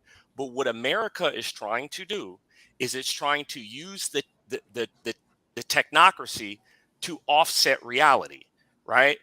These women who are talking, I disagree with GC's point. White men are marginalized. When you look at, there is no major corporation today, there is no major government institution today that does not have a diversity program that disenfranchises people based upon their ability and gives people stuff based upon the color of their skin or what's in between their legs. They can't even speak their mind anymore. And so, like, at this point in time, they are. So I disagree. Most of these people that you see on top, right, who are like, you know, the people like the Young Turks, they're literally standing on the dead bodies of childless and unmarried men. That's what builds societies. Bars. Well said. Well said. Well said. You spoke to something that I was more or less getting at in my whole little opening, opening speech, so to speak, is that that basically when we're talking about we got a society here. Men have essentially civilized the world. I said all the ditches have been dug, the skyscrapers have been built, the trains have the railroads have been built. All that heavy lifting of society, the coal mines, people still in coal mines and stuff, but either way, all of that has been done, and now we're in a place where women are able to basically stun on men, because in this civilized world that men made for them, they can type more words per minute, therefore make more money in some situations like that. But I'm like, you have men to thank for that. So that's, but men have to adapt. Right now, I do blame some of the stuff I do. I can't say it's 100% on the women, because men are allowing this, right? Like they're allowing this to happen. So I think it's one and one. The men today are just allowing it. I think it's difficult for men to adapt, because this postmodern, this postmodern kind of, way that you can make money and, earn a living, it's very feminine. It's very passive. It's sitting in a cubicle on a computer, and you have to talk with a certain, that's where I got my white voice in, working for so many corporate America, having a code switch. It's like, because if you don't, when I first started, every time I looked around, it was an HR complaining about, he's so aggressive. It's like, what? Because I said because I said it with a man's voice, because I didn't do anything aggressive. So I agree with patriarchy that men can't play the victim. No one cares. But good for them that Jordan B. Peterson cares for them, But at the same time, I disagree in terms of like how, if you had to adapt to being basically less of a man, less masculine in order to survive, is that a trade-off we really want to, engage with?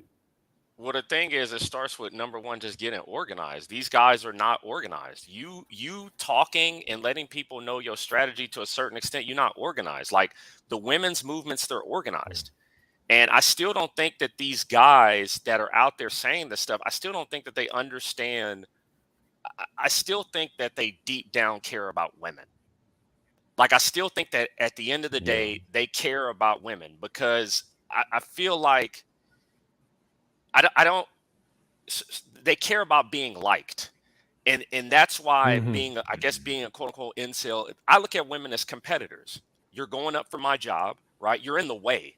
Like, that's why I look at it as, I don't care if you like me or not, right? I'm trying to, because most of this stuff, what they do, every time that most of these people throw out an insult or something like that, it always goes to sexuality, right? This has nothing to do with sex. They want to make it about sex. This is about financial and political power. If younger men had the same spending power as their grandparents, we wouldn't be in this situation, but they don't.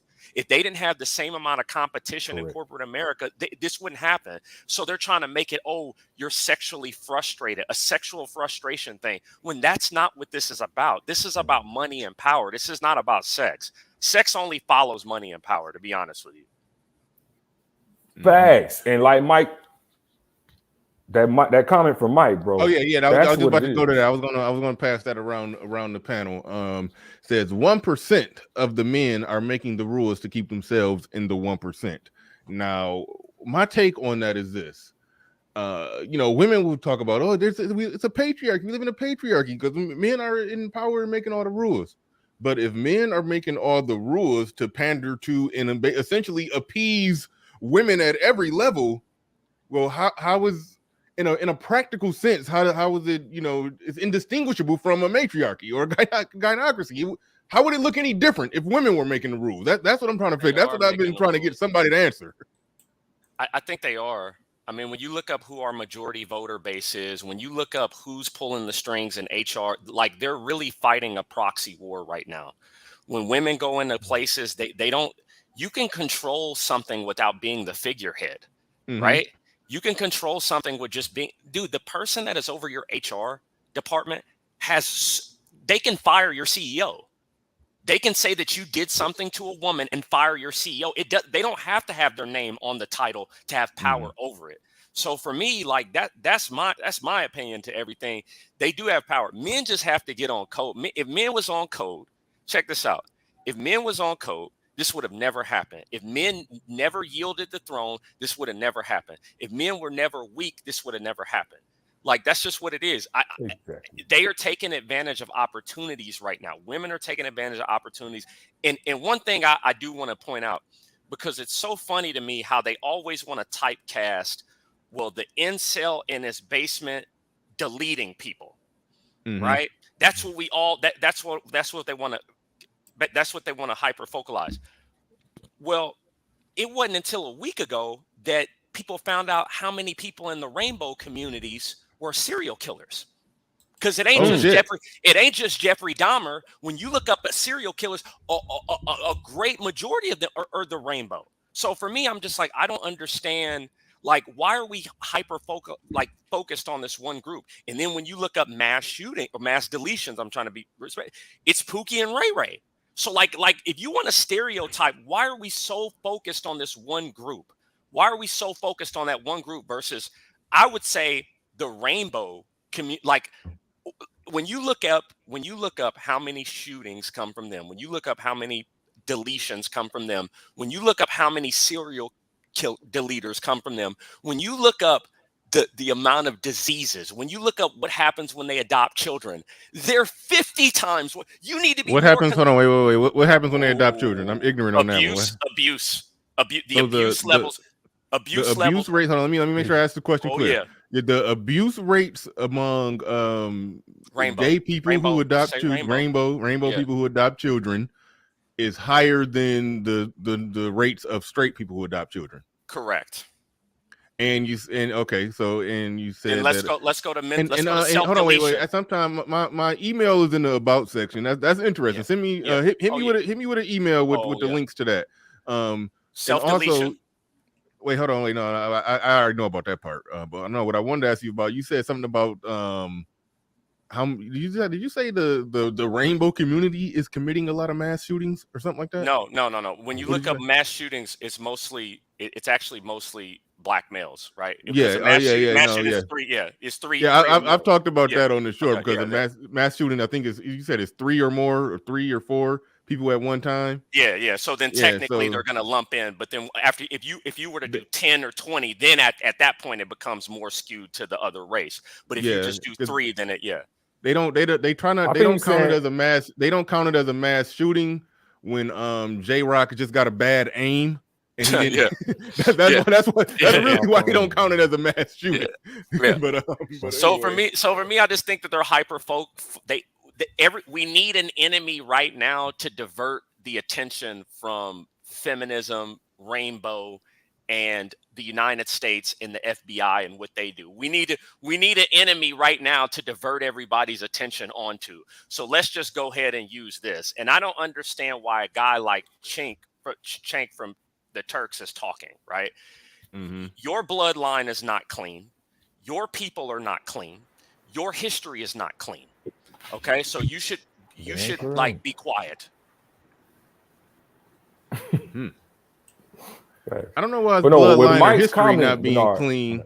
I don't know why his bloodline or his history not being clean got something to do with why you should shut up. Well, the thing is this, I think for a group of people who love to race bait so much, right, as much as the Young Turks do, Which they do, yeah.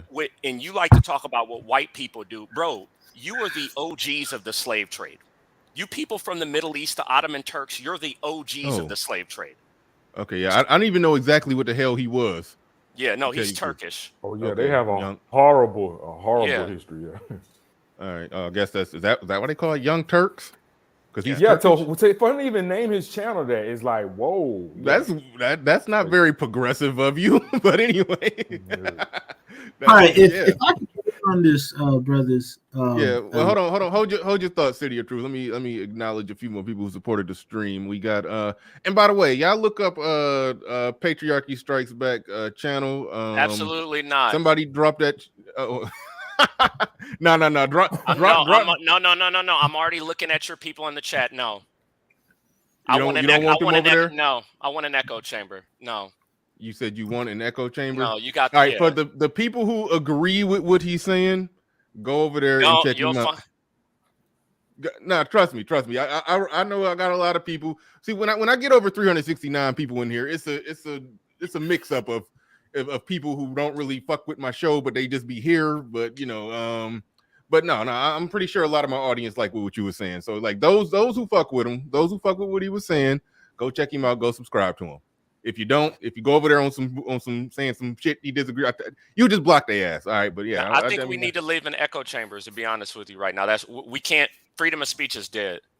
All right, cool. See, yeah. All right. Well, anyway, back to the what was I getting at? Car designer Chris in the building says, hold on, wait. Car designer Chris in the building says he's right. Like they said in the army, I think meaning the army. If we wanted you to have a wife, we would have issued you one. Damn, with your rucksack. Goddamn. All right. Black Wizard in the building. That was a good point. I never looked at it that way because I mean, I guess when you said it was incels who stormed the beach in Normandy. It's true that those weren't married men. Like I think they said the average age was pretty damn young, like 19. Or something like 8, like something like 19. Can I get in on this, Bernard? 20, yeah, bro. Can I read my super chats real quick? but no, you made a good point. I didn't view them as incels. I mean, they probably was getting pussy, but you are right. They weren't family men. So the single men are the ones who have been pushed out there to go die in a lot of those wars. So they'll go good points on that one though. But Black Wizard in the building, he says after saying men can't be victims, what does the speaker mean by white men are marginalized? You talking to me?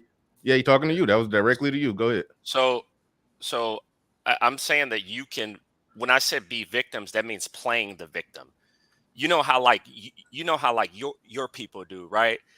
you want to walk around because I see the Who's ADOS, your people? Wait, who's your people? What do you mean by your people? Let me finish. Let me finish my point. So I'm ADOS too, right? And this person is ADOS, right?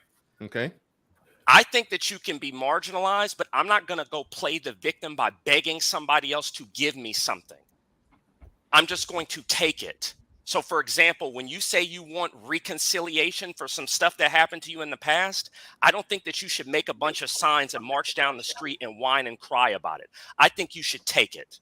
That's what I'm saying. I'm saying you can be marginalized, but crying to the ref to get a bunch of people to feel sorry for you so they can give you something, that's not going to work for the people in the manosphere or Are you for talking men about in general. insurrection?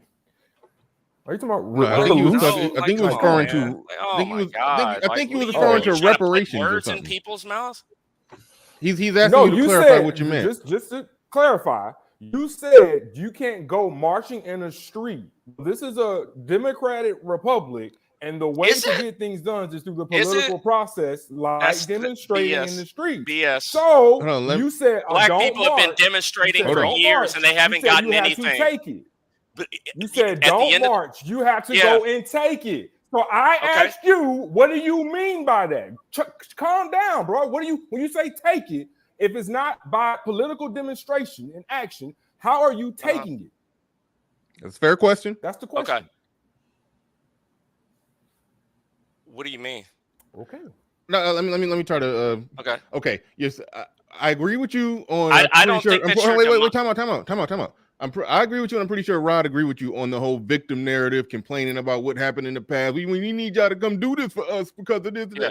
We speak against the victim narrative and all that shit over here, so we agree with you on that. But I think he's asking you to just some specificity in, if you want it, you don't complain and cry and whine about it. You go take it. That does sound like good for words, but in all practicality, what do you mean by take it? What are you talking about? So first off, I mean that number one, you abandon and tell RM to stop with this stuff. Reposting my stuff. Stop. So all right, RM, don't post this shit. Don't post this shit. I have no belief in political organization that is. I always believe that the revolution will not be televised. Right. I think that if you're actually doing something or if you're actually making a change, our government will wipe you out. So I think that people who go out and demonstrate, I don't think that that's actual change. I don't think that going out in the street, making signs, walking up and down the street, singing "We Shall Overcome" is making a change. Yeah, I ain't with that shit either. Okay, well, let me ask this. Because women went and did that. Women went and demonstrated in March, and now we're in this predicament. That's the only dichotomy I'm trying to point out to you. There, but that is exactly how we got to this place. We got to this position because people went and marched and did the political process and got laws changed and changed the very face of society to a point where literally society is about to crumble, right? The mechanism by which that happened was these political marching and organizations. I agree with you, it's bullshit. But if that's all we have to work with, I don't think it's responsible to say don't go through. All right, well, let me disagree. Let me respond to this point. Let me respond to this point. City of Truth, I got you. Just hold on. They in the middle of a back and forth. I gotta let patriarchy respond. Go ahead. Everything you just said, I don't know what he said because my Ethernet went out for a minute, but he's saying we got here because people went and marched in the street and stuff like that, right? I will tell you this right now. Women got this power. Let me finish. You got it. Go ahead. If Mark Zuckerberg did not want feminism, it would not be here. If the FBI did not want feminism, it would not be here. If Mark Zuckerberg, I'm just using this as an example, him building a social media platform from scratch, he has more power over our society than our government does. There's now stories right now about this Brazilian election and Facebook's involvement in that. I would say building things mean more than going out and singing in the street. The reason why women have gotten this far right now is because, let's be honest, if Facebook, Instagram, Google, TikTok were to go away tomorrow, feminism would die. It is because these technocrats, they didn't get involved in politics. They got involved in technology. Technology is politics. They built a platform and they chose in that platform to delete certain people and elevate other voices. They're making the decisions right now. That's what I'm telling you. Very good point. Very good counterpoint. Got you. Yeah, Got very you. good. Very good. Understand you from that perspective completely. But without explaining that, Rod, he did do a good job holding your feet to the fire on that, because a lot of people say you're not gonna get it by this. You just gotta take it, and then they're really just making sensationalized words that don't really mean anything. But you was challenged and you gave an answer, so good on you. Good on you. All right, cool. All right, City of Truth. Hold on, wait. City of Truth. I promise I'm going right to you, but just got to shout out one more super chat. C Iron Attic in the building. He says patriarchy stop. They are just misunderstood. All right, we gonna thank you for the super chat. Appreciate that. Go ahead, City of Truth. You got the floor. You got the mic. All right, and I just want to pose this question to everybody that's on the panel. Whenever I hear these conversations about like men sticking together and stuff like that, the question then becomes, even when you look at the male spaces, if you look at Itmore and you look at MGTOW, basically Itmore had to get created because Black men left MGTOW because of all the racism in MGTOW. So why is it that when you look at these conversations, you look at the women, all the women are, they're all in a group as women, and or at least they give each other lip service and say that they're all in a group as women. But then when you look at the guys, you got the white guys over here, the Asian guys over there, the Hispanic guys over here, and then the white guys over there. And it's like the white guys are not in a collectivized group. And I want to seriously pose that question to everybody here on this panel, Game Changer, even you, Bernard. Why do you guys feel that it's like that? Because that's what I see the issue is when it comes to I'll go first. I'll go first. Men tend to see each other as competition, especially in an environment like this where sex and there's a scarce resource mentality. So in the sense that you're talking about when you talk about YouTube, and since the Manosphere is a very small place, I'm talking about the general Manosphere is a very small place. People are starting to look at each other as competition for subscribers, viewers, or exclusive viewers. So you have people like one of the founding fathers, how about that, who would branch off and say something like, okay, we should be the Black Manosphere, thereby taking his share, what he feels to be his share of the overall Manosphere, to be focused primarily on him. That's the division. Now, if you would notice with women, and to City of Truth's point, what's going on there is that there is a unification of women in the sense that you have women who are not fat, in the form of Anna Kasparian, who is talking about, who is speaking in protection of fat women. She's saying, why are you making fun of overweight supermodels, et cetera, et cetera, et cetera, when she herself is not overweight? This is unity. Like amongst women, if you smack a fat bitch, a skinny one will say, ouch. That is because they see themselves as one. I love that quote. So they see themselves. But what you're describing is kind of what I'm doing today. I'm pretty far from an incel, but I put a little fist in the air for him today. So I mean, it exists. It exists amongst too few of us. Because there are men, there is a large majority of men, particularly in the game dude communities, who say, oh no, you're this, you're this, you're this, you're lame. They attempt to discredit others. And as a content creator, how many people who are Black men, come after you, et cetera, et cetera, et cetera. And that's, one to get their portion of the market share, and another to just eliminate or just to be on some fuck shit, just to be. Yeah, exactly. And then there's the crab barrel mentality. But nevertheless, that mentality is prevalent amongst men. We see each other as competition, and we attempt to aggrandize ourselves in the eyes of whatever or whomever we're competing for, whether it's YouTube subscribers or potential sexual mates. Yeah. What Jordan B. Peterson is saying in terms of women, and like you were getting at, Bernard, earlier with the part of the brain, the cortex or something, those lobe or something of the brain that develops later prefrontal in men. cortex, prefrontal lobe, or something like that. Yeah. Prefrontal cortex. Is it also possibly true? And this is what I think the brother was kind of touched on. This is what struck me as profound in what he was saying. Brother at the bottom, sorry, I can't remember his name. But you know, is it okay? My bad. Yeah, is it that we're also disadvantaged biologically in terms of being able to have political power because we're so competitive and we're so you know, like we don't just co-sign on some mess like, yo, if you ain't 100% thorough with what I'm 100% thorough with, you know, I don't mess with you. These are kind of masculine traits. Men tend to separate off into groups that, you know, they feel are more on their level, and the lesser groups, quote unquote, you know, oh, that's those lanes, that's those whatevers, you know, they're not on our level, you know. So is it, well, I mean, women have mentality. this too, right? Right. So you see what I'm saying? Like, is it biological? Is there no hope for it? That's what I got from what he was saying. Well, there's a lot of things that's biological that, well, I mean, there's a lot of things that are biological that we have to, you know, use our prefrontal cortex, so to speak, in order to, our higher brain functions, in order to subdue.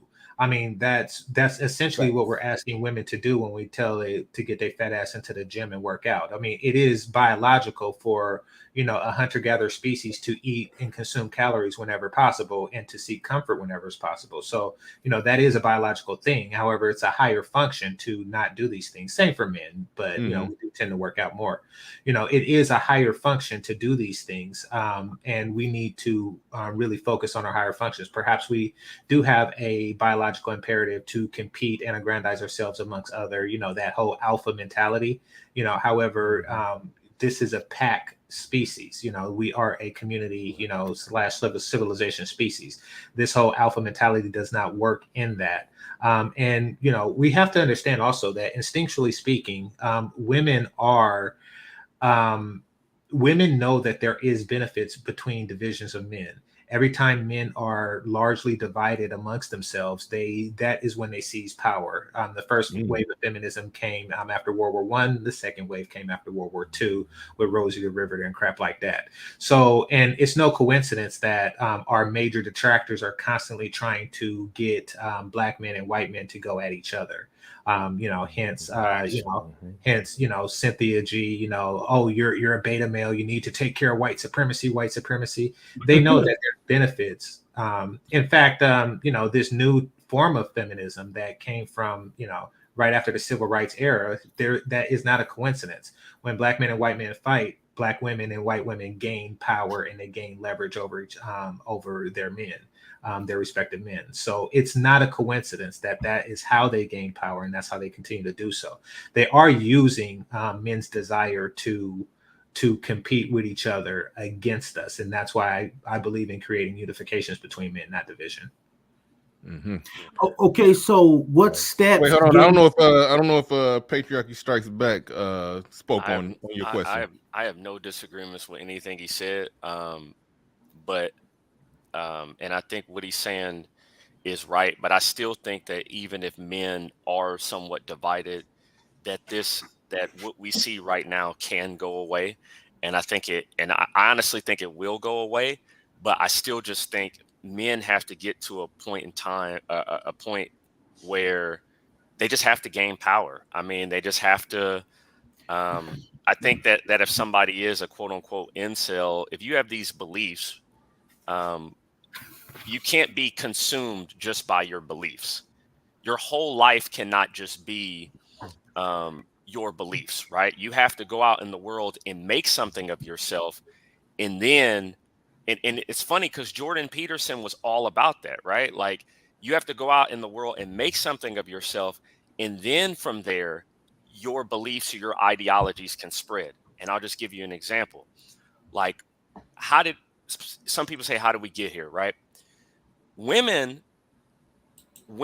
had a long-term plan.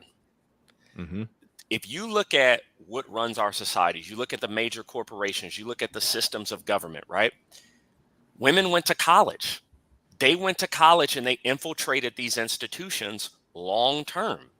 And they got the world to work for them. And you can't just sit around and say, well, the women. I think that I think we are here because men love women more than they love money and power. They were focused on women and not money and power. And women are focused on money and power. And that and those and that's what I'm saying. Those who are focused will win. And that's just what I think. I think even today, Well, if there's incels, right? They may have a problem with pornography, right? That's evil, right? They take stock of your life at an individual level, and I feel like that's what Jordan Peterson was supposed to be about. I don't look at him as a leader of quote unquote incels. I look at him as somebody who would tell you the world is messed up right now, and it is messed up. But that doesn't give you a right to sit in your basement and not go out and participate. Well, I agree with you when you say about men, women, money, and power, et cetera, et cetera, et cetera. I will say this about that, though. For some men, that's one and the same.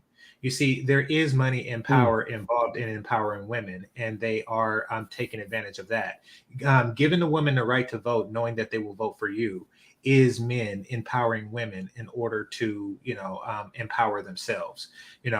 Creating a lifestyle for women, knowing that they will buy your shit, knowing that they will buy your Louis Vuitton stuff, et cetera, et cetera, et cetera, is empowering women in order to empower yourself. So what they are doing is that they're in a sense using women, but they are not working in the best interest of men in order to do so. Yeah, small percentage of men capitalizing off of women, thus giving them power. But that sort of like Mike's comment, the 1% is like 1% of men. What Mike said, exactly. Yeah, making decisions they keep themselves in that 1% at the expense of every other man. So that's one thing I say when they talk about all the political seats being held by men. But are they really operating in the best interest of men? I think the answer to that one is no. Let me ask Game Changer. So what steps are you taking? You said you want to bring men together. What steps are you taking to get there? Like, how do we get there? Because the very fact that Ibmore and the Black Manosphere exists to begin with is a byproduct of the fact that the men are divided. Right. The Black Manosphere was unfortunately born in division, and that is why it divides in itself. Kind of like America was born from division. It broke off of its greater whole, which was the British Empire, and then later had its own civil war. I mean, that's something that's inevitable when something is born from division, that it will divide itself. That is a problem. I try to focus on unity and things like that in my channel. However, I do come across people who are hopelessly divided. So yeah, that is an obstacle that we have to overcome. All right, cool. Okay, but you didn't answer my question. Like, how are you getting there? Like, what are you doing? Well, I mean, once again, my works on my channel is my we're doing it working right now towards unity amongst Black men. Exactly.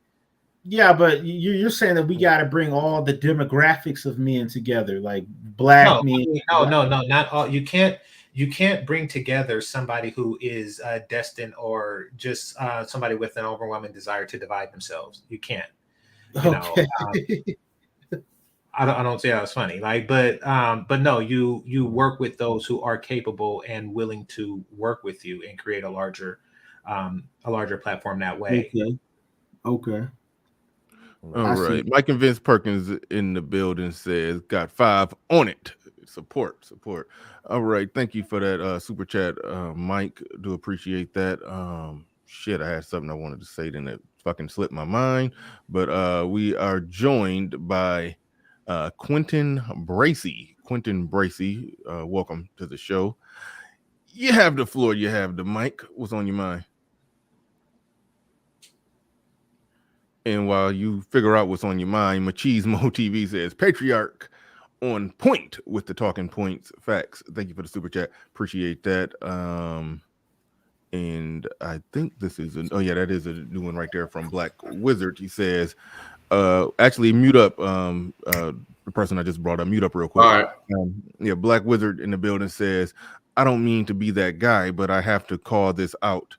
Is the same guy saying we can't be ruled by our beliefs the one that also said, I only want an an echo chamber.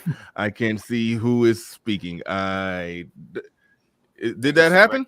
I think that's directed He towards didn't me. mean it like Yeah, that. the thing is this. I think that when it comes to content, I think inclusion causes more problems than division. And I think the world is going through what it's going through right now, especially in America, because we're trying to have all groups of people come together and sing together and hold hands and stuff like that. And you want to convince me of my beliefs, and my beliefs are wrong, and I want to try to convince you. Listen, I think that especially with the fact that when I look at like Sneeko or Andrew Tate or any of these people, or even Kevin Samuels, because I have my theories on what happened to him. I think the time for conversation with people who don't believe what I believe is about what I believe is over, right? Like I think one group of people have power to say what they want to say and how they want to say it, and the other group of people don't. It's as simple as that, right? We're not going to come to a middle ground. Go ahead. My bad, I didn't mean to cut you off there, but I was about to say, and speaking of Kevin Samuels, man, shout out to him in terms of one criticism I have of Jordan B. Peterson. He said, "Then woman, go ahead, be picky. You have every right to be picky." And the fuck they do? Like Kevin Samuels was that one who would point out that no, you can be picky if you yourself are a catch, but if you are like Game Changers getting that sub-average, subpar, below average, then no, you can't be picky. I think I think he tries to like pacify the feminists and the left by saying comments like that. Shout out to Kevin Samuels who gave it to him straight. No, you don't get to be picky. He picks his spots well on that one. I'll say that you are right for pointing that out, and it's technically true. He said you have the right to be picky. They have the right to hold a man to a high standard, but he didn't specifically specify, and he probably never will get into this business of specifying where that woman is at, where she ranks, and what she can expect based off her stats. That's what Kevin Samuels was good at, placing them, making them do an honest appraisal of where they at, and say, yeah, that garbage man, that's your boo. You should kiss his feet after you carry that garbage every day, and be lucky if you could get him. So yeah, Kevin Samuels was a beast at that one. So yeah, definitely Jordan Peterson ain't going there. But thank you for that question, Black Wizard. Thank you for that question. We are joined by Quentin Bracey. Go ahead, you got the floor. You got the mic. This is peace, gentlemen. This is my question. Like, to me, this whole conversation seems like a moot point because I don't really understand how an adult male can be involuntarily celibate. I mean, you can go buy a woman if that's what you want. So the whole idea of people being involuntarily celibate, it's like a lot of conversations that we get into is just going to be a revolving door. It's never going to be a solution. So it makes it like, what are we even talking about? First and foremost, do you want a woman? So my question is this just a moot point, period? I don't think it's a moot point because just because a dude can buy some ass, I mean, okay, he can also jack off. So I mean, he can bust a nut if he wants to bust a nut. So I don't think his issue is I can't get one off. He's speaking to the current dating and mating climate and everything that's going on, and basically saying the way this is, I can't just get some the normal way. That's essentially what it is. And that goes to show you that it is their problem because you have this desire of women, right? Like we literally have people making millions. But it's a natural desire. Hold on. We have people making millions on crypto.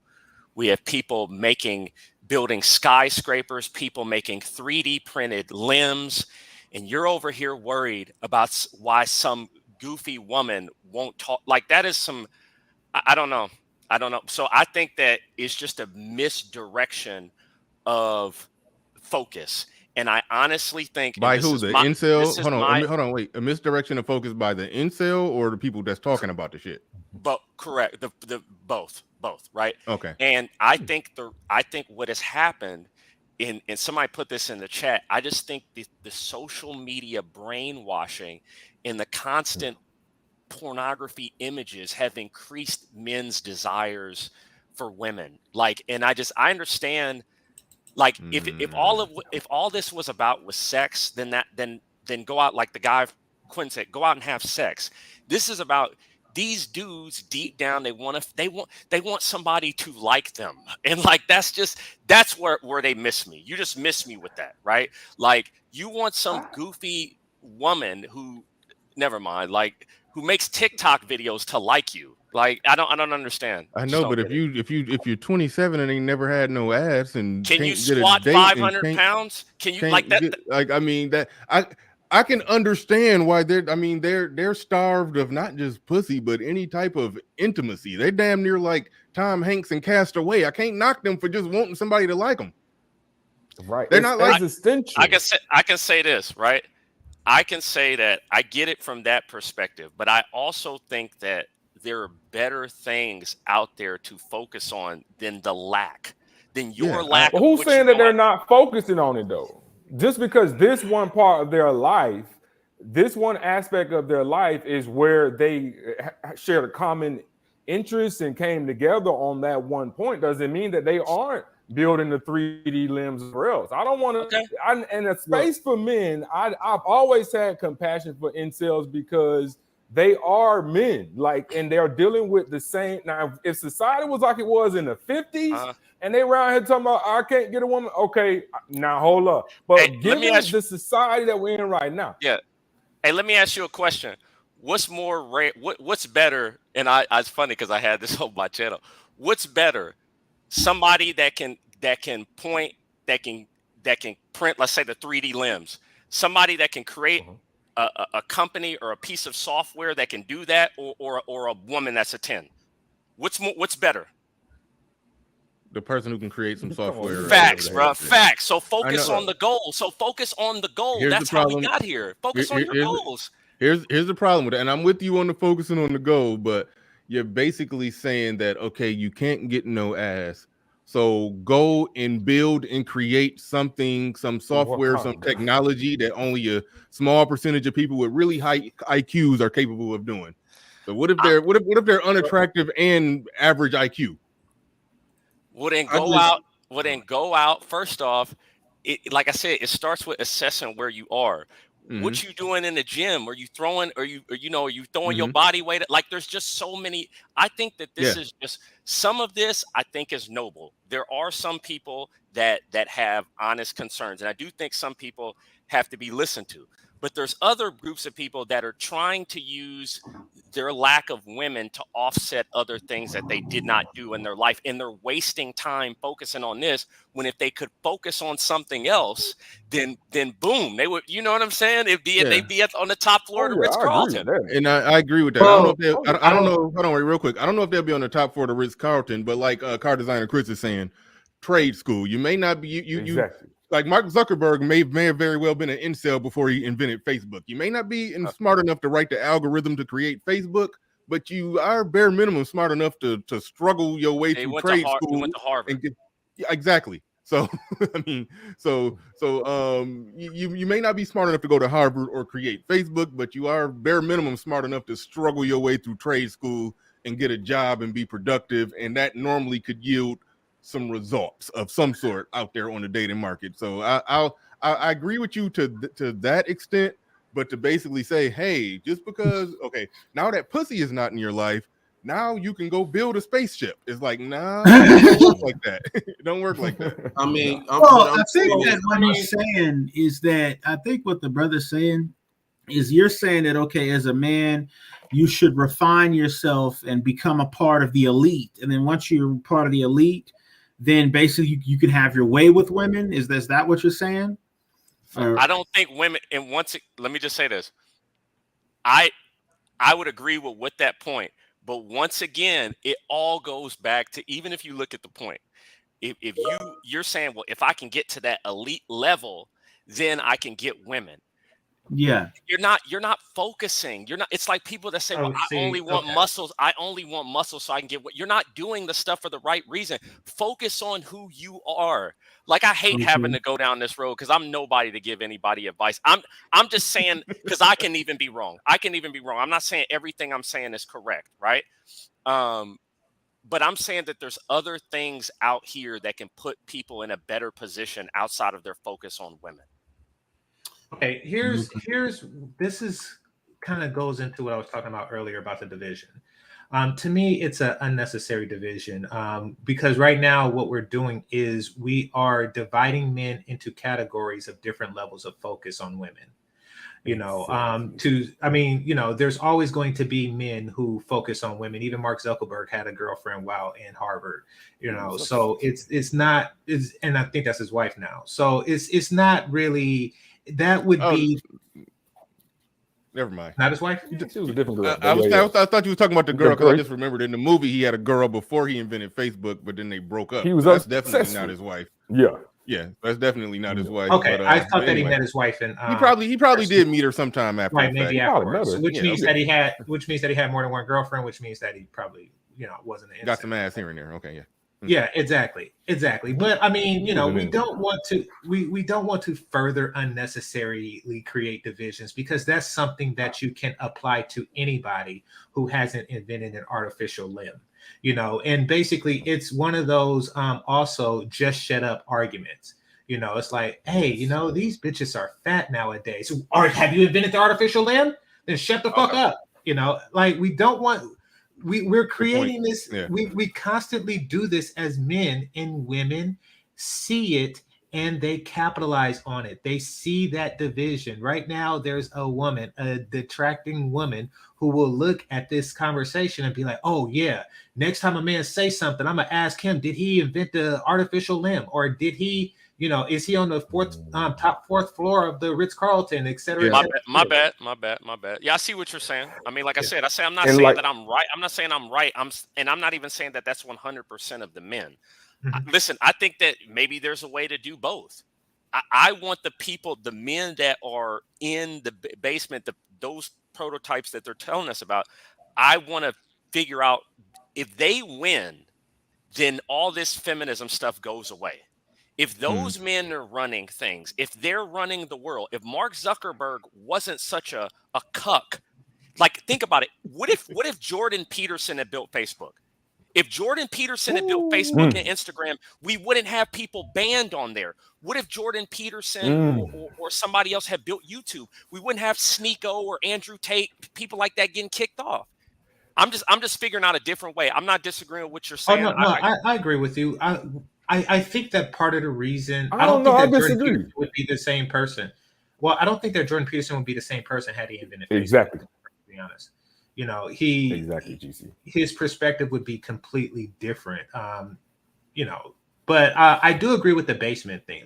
I feel that every man should maximize his potential no matter what. So I definitely agree with that.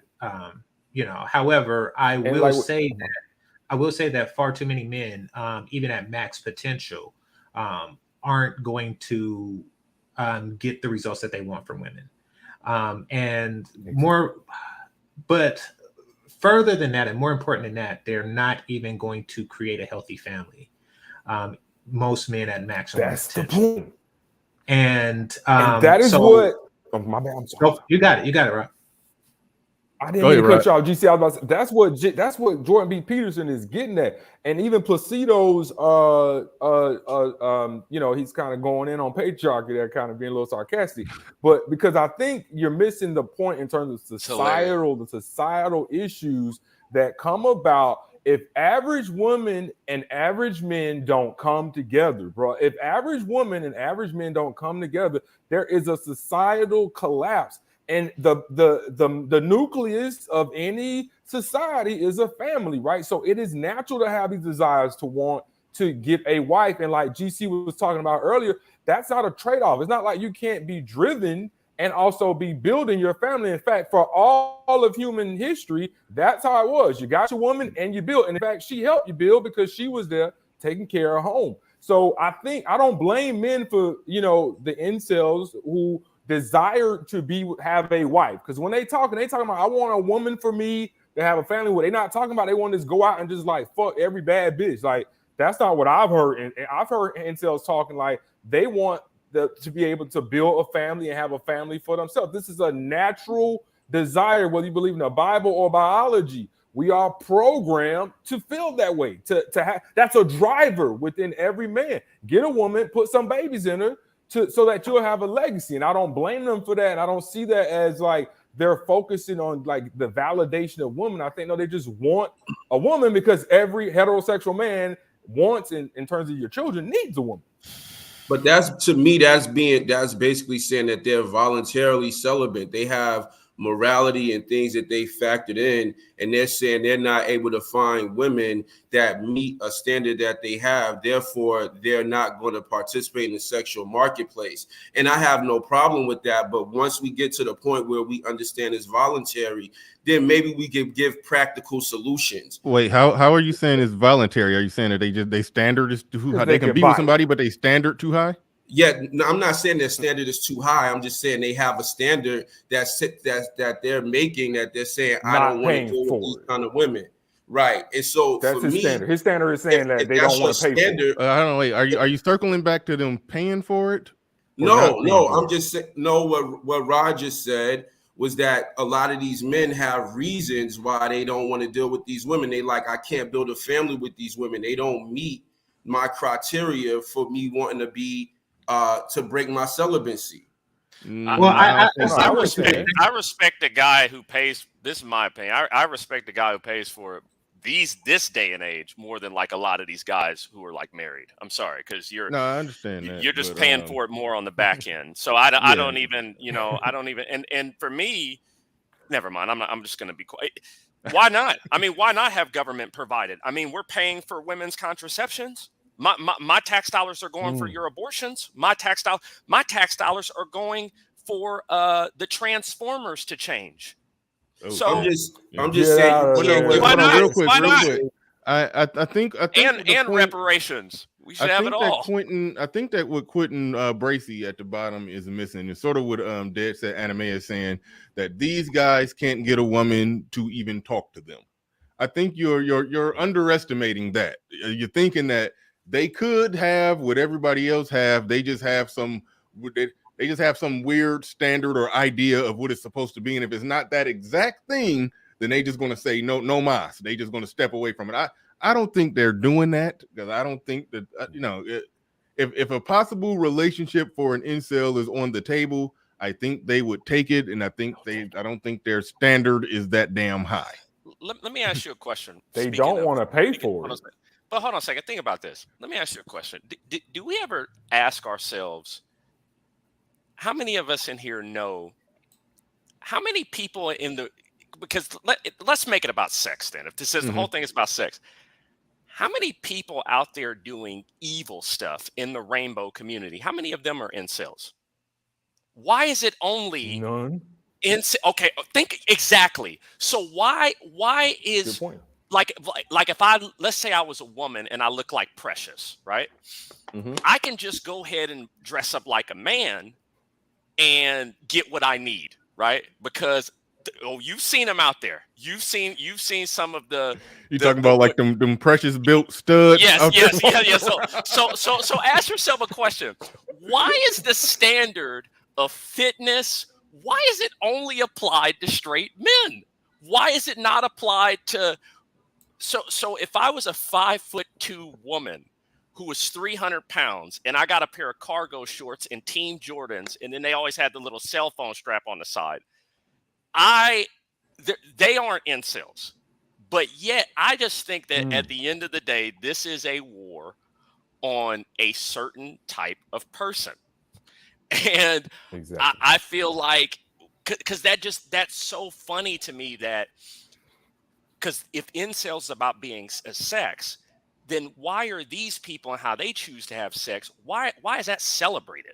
They're celebrated, but can we add, so can we actually add the I to the LGBT? I don't know. I'm just thinking out loud, because it's like, what you're celebrating all these other sexualities, right?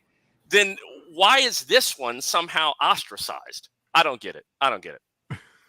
It's just talking about giving men solutions. What solution can you give to a man who says that he's involuntarily something? It's just like you've taken on something that has no solution to it. I'm involuntarily celibate. Well, what can I offer a man who's saying that?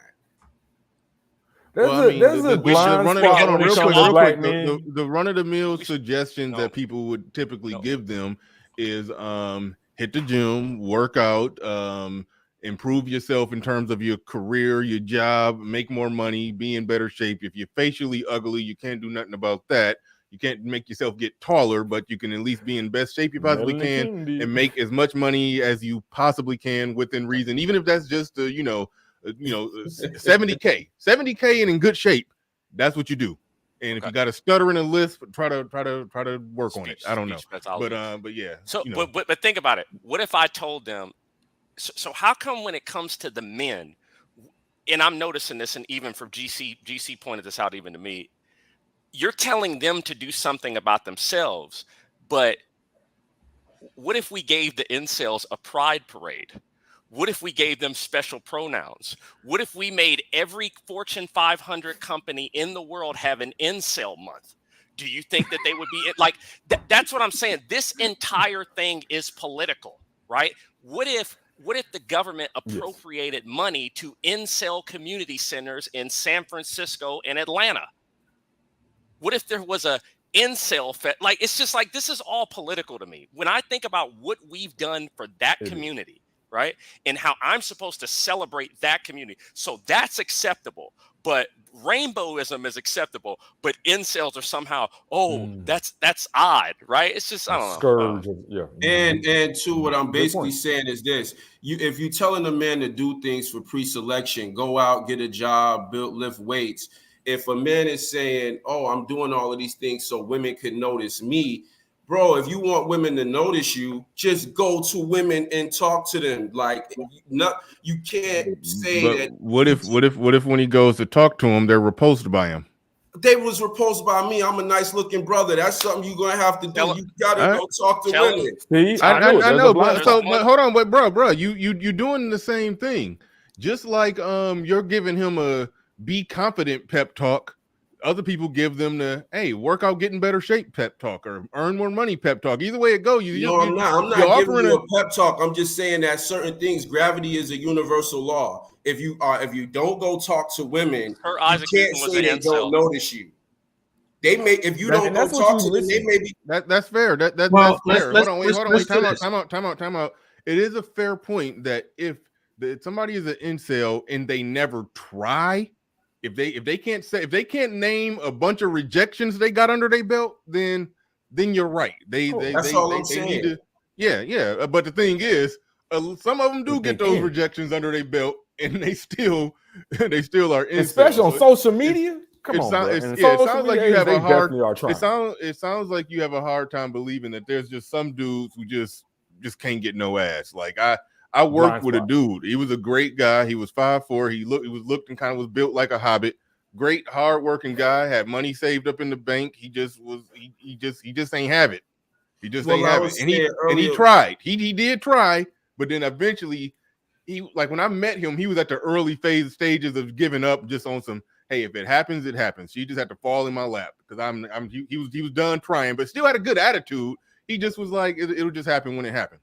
Well, I'm saying the good thing about these spaces is that most men come to that conclusion about women. Like, even nice looking guys, like, you know what, it's not worth the hassle.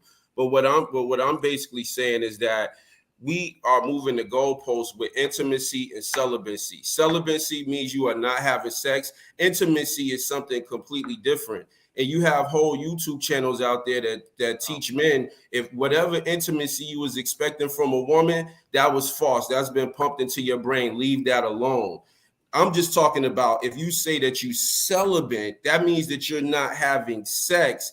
You can have sex, but if we talk about intimacy, most men have come to grips with the fact that a woman is never going to be able to love you like how you want to be loved.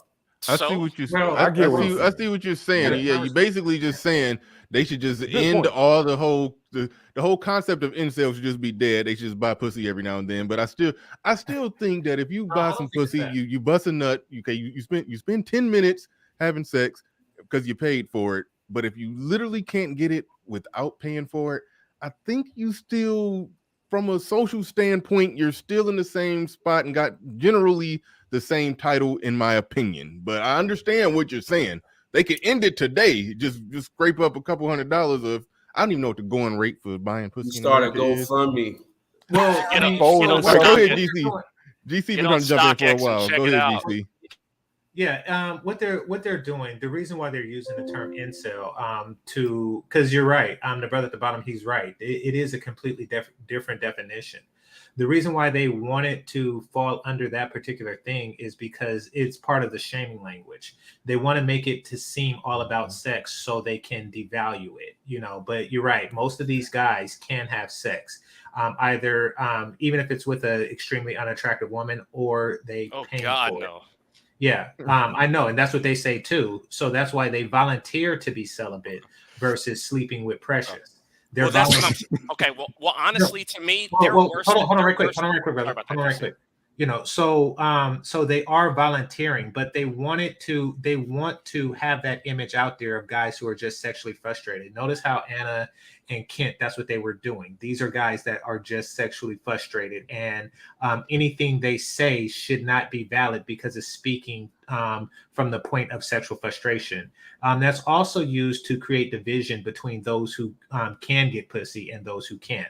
So, one group can look down on this other group and invalidate anything they say. Even if they say this swimsuit model is fat as fuck, it's like, oh, he can't get pussy, and I know you can. Therefore, she's not fat, right? Because if you agree that she's fat, then that means that you are a person who can't get pussy. So it's really just a part of the shaming language, brother.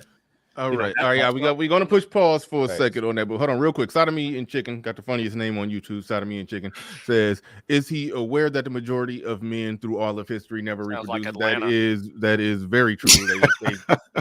They've figured it out, studied the genome. Oh yeah, something like only like overall, I think it was something like throughout human history, since the existence of humanity, I think only like 40% of men have actually reproduced. I mean, that's going way back to when, early prehistory, basically they studied the genome and did something and figured the shit out. I don't know, some scientific shit, but they figured out that only like 60% of women have given birth and like 40% of men have given birth. But I do gotta pass the mic to this gentleman who was supposed to come on my show a while ago. We got our wires crossed or something, but Modern Renaissance man. Hey, welcome aboard. Welcome to the show. Glad to get you here by hook or crook, man. But welcome aboard. I'm a subscriber. Welcome aboard. Yeah. Nice. But go ahead. You got the floor, you got the mic. What you got on this? Oh man, yeah. Unfortunately, man, I think what you guys are talking about now when it comes to incels, that actually is something that's kind of true. But then it can go a certain way depending on what I would say what region they're in. Because one thing that I know that women do find attractive, which it may seem like it's not true today, but it still rings true in their subconscious, is the whole thing survival of the fittest like type thing. Women still, there can be people that are completely, and I've known some that are butt ugly, and I've seen it to where I'm like, man, how in the world are they even together? And you will see times where a guy can have like a certain type of social economic status, and we know a lot of folks that say that's the only reason why he's with her, because dude don't even look like he can even how did that happen? But as far as this online subculture of this community that's saying they call themselves incels, I think honestly from ones that I've talked to on my channel, a lot of them have some straight up confidence issues. You know what I mean? For example, like me, I've been married 21 years, right? And people say all the time, how come when men get married, it seems like that's when women really start to hit on them? Like I've been hit on by women since my teen years period. But when I got married, it did seem like things intensified. And so when we studied further into that, we found out because subconsciously women will look at a man that's married and subconsciously they see structure. You know what I'm saying? They see that he got it together. They see that he's caring. They see that he pretty much, the fact that he's even married, this guy got something locked in that they subconsciously want, and they gravitate to that. So a lot of times, some women, when we talk to them, I'm talking about from a ministerial aspect, when we talk to them, a lot of them had a hard time explaining to us why they even went after married men. They're just like, it's just something about the men that were married. I just can't. And then we had a psychologist, a clinical psychologist, come in and explain to us that that's what it was. Subconsciously, when they see a man like that, they just automatically put this thing together that's actually engraved in them, that they see that man is confident. That man is, he know he is as a person. He got this woman set. All these great things are going on within his relationship, and then they crave that and they want that. And a lot of times women don't even base that off of looks. They just base that off the status within themselves. So that's when it seems like it comes back to like the primitive nature of survival of the fittest. You know, animals, you know, they'll sit there and compete over who's going to win that woman, which today is a different ball game. Women seem like they do more competing trying to get a man. But what you will see in nature, animals, especially male, they'll sit there and compete to try to get the woman. And I always use this analogy as well. You will see in nature among animals, the most beautiful animals, the most distinct animals, they're not female. You know, the brightest bird, they're never female. Cardinals, brightest bird, male. Peacocks with the beautiful feathers, they're male. Mane, all of them are distinct, right?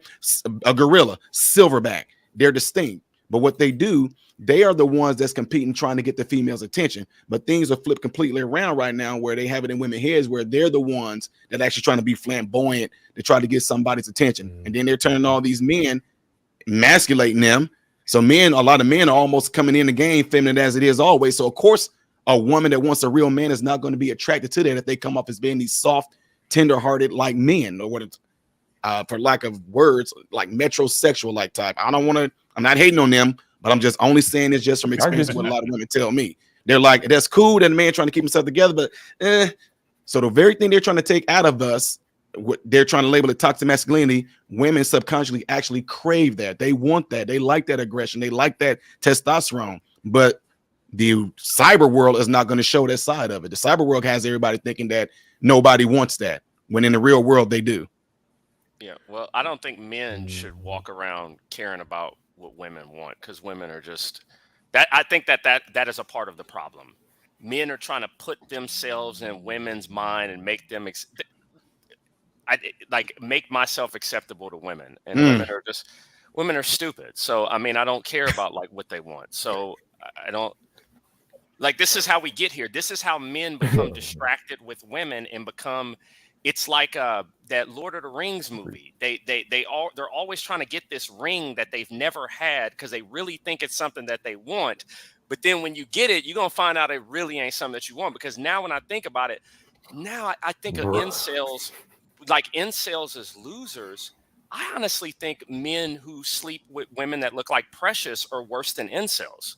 Now that I think about it, like think about it. Like you talk about, you said this. You said a man who they have low confidence. How low of confidence do you have to walk up to some fat woman and like approach a fat woman? Like how that shows that you don't think anything of yourself. Honestly, to me, they're worse. Now I'm thinking, or it's a tough night. It's been a tough night. It's been a tough week. But so you think the incel? I agree with him. Hold on, real quick. So patriarchy. It sounds like you're saying you think the incel actually has more pride than a lot of guys out here in the market saying, I'm telling you this right now. Pussy. You know, they bragging. Time out. They bragging because they can get it, but when you look at who they getting it from, they got less pride than the incel. That's generally your point. Okay, I would rather be alone. I don't understand how a man, like, I'm very strict on my preferences, and I would rather be by myself than mess with a woman that's fat or mess with a woman that I don't even want to start to get into really the epithets I can really get, that puts Gorilla Glue in her hair, or like who wears dirty white Air Force Ones. Like I think that they're actually worse than the incels. I would rather, yeah. Like now I'm thinking about it, they're not the worst. The dudes that have literally, and if you've recreated with that, like if you've reproduced genes with something that's disgusting, you've created this mongrel of children now walking out in the world. I think you're even worse now I think about that. Sorry. Well, I will say, first of all, I definitely agree with you, brother. And that's why I always say that fat women are not women, because no, fat women are not women and therefore don't deserve our love or respect. And the reason for that is, and the reason why I want to drive that point home amongst men, is because if the only women you've had sex with were fat women, it doesn't count and you're still a virgin. Yeah. Essentially, that's what's going on. And if over a significant, and I don't know how long it takes for a man, to go without before he's considered an incel. However, if all you received in that time period were fat women, then you are an incel in essence, because those do not count as women. Fat women are really, sleeping with a fat woman is really just an enhanced form of masturbation. It's all it is. It's not really, it doesn't really, well, it doesn't really count as sex for a number of reasons. I've never been with a fat woman, but I get the feeling that guys are just sticking their penis between pressed together thighs. I don't think it's actual vaginas. I think that they're so fat that their thighs are just together and all the sweat appears to be moisture. No, some but of the the funny thing best that he's sex talking I about, ever had was with no, a fat chick. How do you no, serious? Rod, come on, Rod. Are you being honest? Are you lying now? What First of would all, it's make not you? sex Now, when you're fat. Hold on a second. fat. What would make Time you? out, Hold time on, out, no, time out. no. Time Hold on a out, second. time out, Like time out. this. Everybody time out. Everybody wait. It wasn't fat like this. It was fat like this. Why would you do? I don't know what like, that is. What was good about it, man? Like, give us somebody okay, a so body number size one- and now, like who do Number you know who one- bodies are shaped Alright, like so this fat the lady? body size was like this. It was like this. It was, you know, Is that there somebody you straight could compare it fat, to that we know? Brandy Friend and on Moesha. You mean the Friend on Parkers? Oh, no, that's the too big. Parkers? Parker. Yeah, that's too big. On the Niecy can get it. Moesha show when she was young. I ain't talking about when she grew up and Niecy got can get more it. fat. On the Moesha show, not the Parkers, that Yeah, big. that's The too top big. was crazy. Number one, the top was crazy, and the snatch talked to me. It grabbed on and it held. You know what I'm saying? So it was like, it was like, I never done it again. But I'm not gonna sit up and act like big women don't but have let's- but let's some be- big okay, women, but hold not on. big, but Okay. big. Yeah. But let's be real. So we understand what happened when you actually got it. But did you have to waste your time with talking to that thing? Did you have to like approach Not that at all. thing and She talk to? big for it. Okay. No. Well, she walked up to you, She big but for it, you know, if you're standing, if you're It out don't at a count. bar, right? And there's her, and there's a woman that's 20 pounds lighter with a bigger ass. You already know what you're gonna go after. Am I right or am I wrong? Oh yeah. Okay. All right. So You're this right. is what I'm Oh, yeah, saying. absolutely. Now that I think about it, if a dude is an incel, I think it's worse to be an ugly woman, because I think it's more.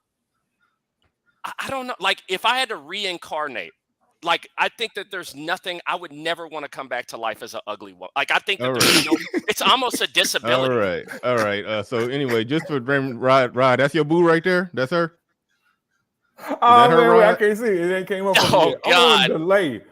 It was on Moesha, bro. She was smaller on Moesha. You going back to when she older? Nah, Go to nah, she Moesha, wasn't. bro. She was smaller. This is how she looks now. She was but you way saying smaller than that on Moesha. she was smaller on she was Moesha. way All right. smaller. No. I'll get to work. Moesha. Hold on. I'll get to work. I'll try Oh, to black find some women younger. gain 20 I'll try to pounds get a to year. find- now. All right. Just to be clear, I just want to let everybody know that there isn't different levels of fat. Like once somebody is like 6'9", he like there isn't like a 7'2" dude that'll call him short. Once you are at a level of tallness, you're just tall. Once you're at a level of fatness, you are just fat. And she has always been just fat.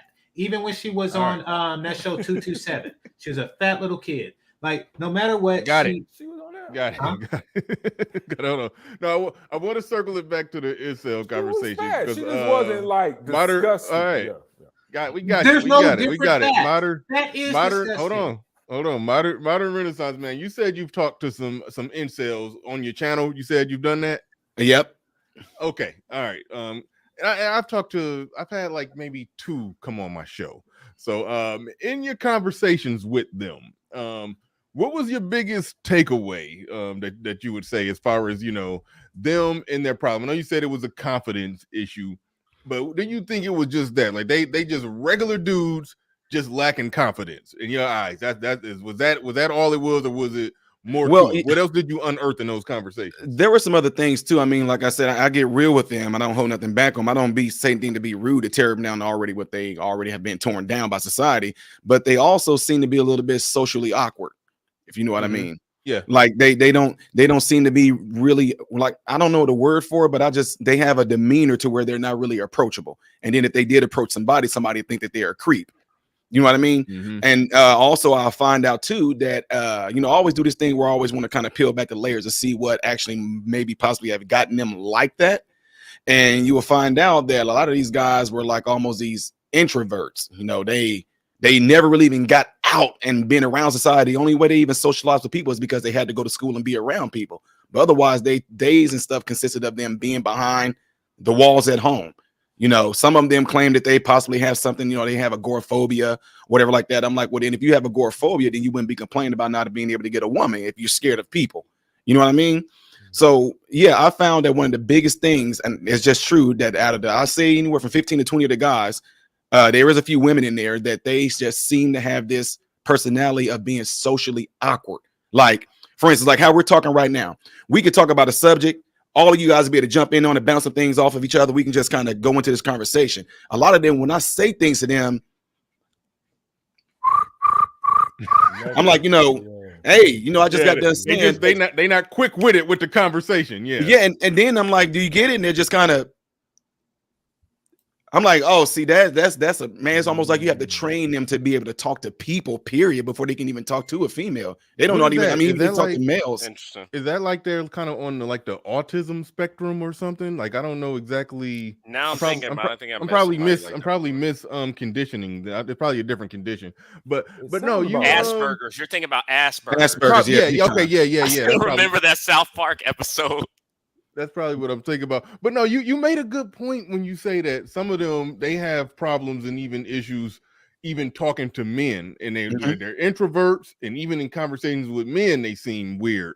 Yes, I actually understand that, and I think part of the reason why I got sympathy for them, because I was kind of like that. But when I got out there, I happened to be 6'1" and fairly decent looking and was in good shape, so that overcame my little impediments when it came to being social. Because I still, I've gotten over it, but I was kind of socially weird. I just was in an athletic body and could play basketball, so people couldn't see it. But if you would have took me playing basketball and maybe my brother's popularity, it made me 6 inches shorter, I probably would have been invisible, just off in the corner, didn't talk to nobody, and probably would be weird in a conversation. So I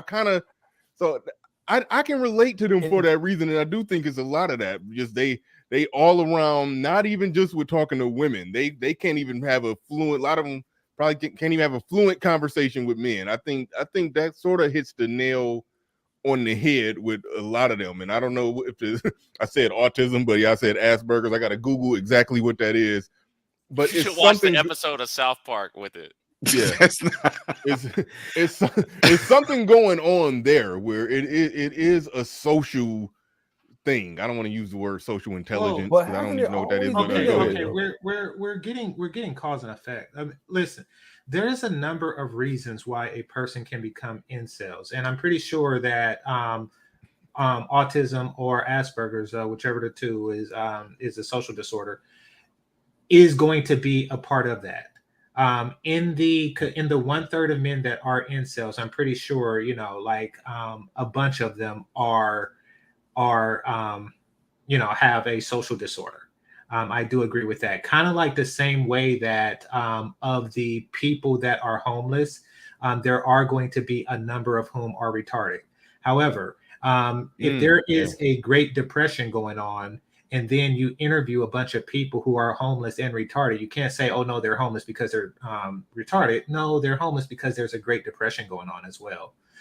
So I don't want to, yes, there are going to be those socially inept people out there who will fall into the incel category, as they have throughout history. That's just part of being socially inept. However, there's also on the other end of the spectrum a social disorder that's going on, that's causing this, that's driving this, that can't be ignored. You think it's social media? You think it's the phones and social media? No, I think that social media is definitely a part of it, but I do think that it's how women are relating to men and vice versa. I do think that women have weaponized their ability to be comfortable being single. Where hold on real quick. Be careful when you try to Google Asperger's. I spelled it wrong and I got something else came Did you up. get the South Park with Cartman? No. I got it was some ass that looked like hamburger. Oh, That's God. what it was. That's Oh. what it was. South Park. That's that fat Anyway, woman. go ahead, Game. Hey, I'll be sure you was in that fat woman's ass burgers when you was making love to her. All right, go ahead, GT. But yeah, no worries. But no, it's definitely people who have these conditions. You know, they've always going to have trouble with the opposite sex, men and women. I mean, that's just a part of having any type of condition. And that's always been the case. This new influx of incels, where it's a third of the population under 30, that's something different. That's not you know. That's not just a social disorder. That's something different. That's a sociological problem that needs to be addressed. Now, Rod was asking, do you think that it's social media? And once again, it's part of it. But what women are doing is that they've weaponized comfort in being single. Society, both socially and politically, has made it very comfortable for a woman to be single, even to the extent of they pay women literally in welfare to be single. They made it extraordinarily comfortable for them. They made it comfortable for them to divorce. They made it comfortable, you know, for them to live without men. And so far too many of them are doing this. Yeah. So exactly. So they can say, okay, to wear bonnets too. Exactly. And since men are exceptionally uncomfortable being single, what they're doing is they're renegotiating in a tremendously bad way. Yeah.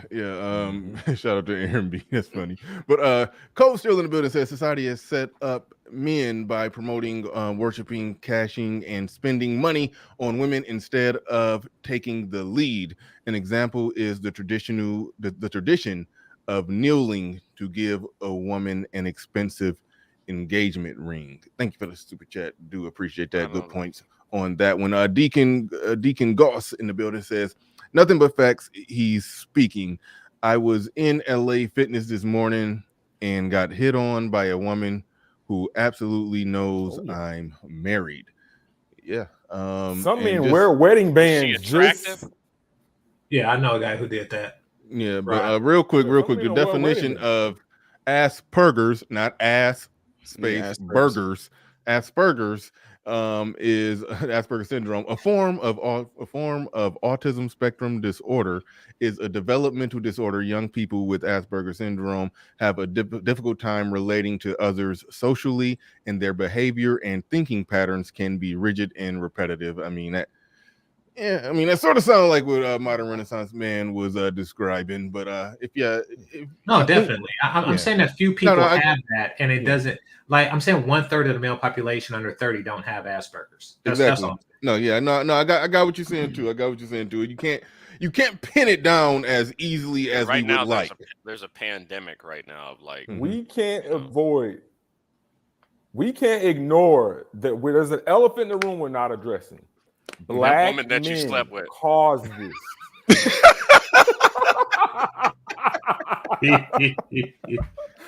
She was more of a baby elephant. Excuse me.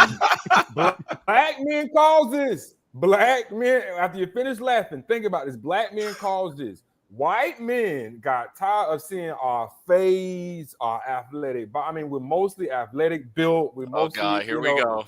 And so they started getting the phase. They started talking like black men, walking like black men, acting like black men. And now these poor, awkward white men, they can't code switch over to the black, to mimic the black. And now they're out on an island by themselves. Now that's the elephant in the room. No, so first, I don't know about that one. No. I will say this, Rod. White men are on average taller than black men. Like, stop. Well, if I can, I will say this: that a sign of being an incel, I would say blacks are probably more because we have much lower standards. You know, like, okay, listen. If I see two guys, a black guy and a white guy, and the white guy only talks to women who are 7+s, and the black guy is only talking to women that are 5-.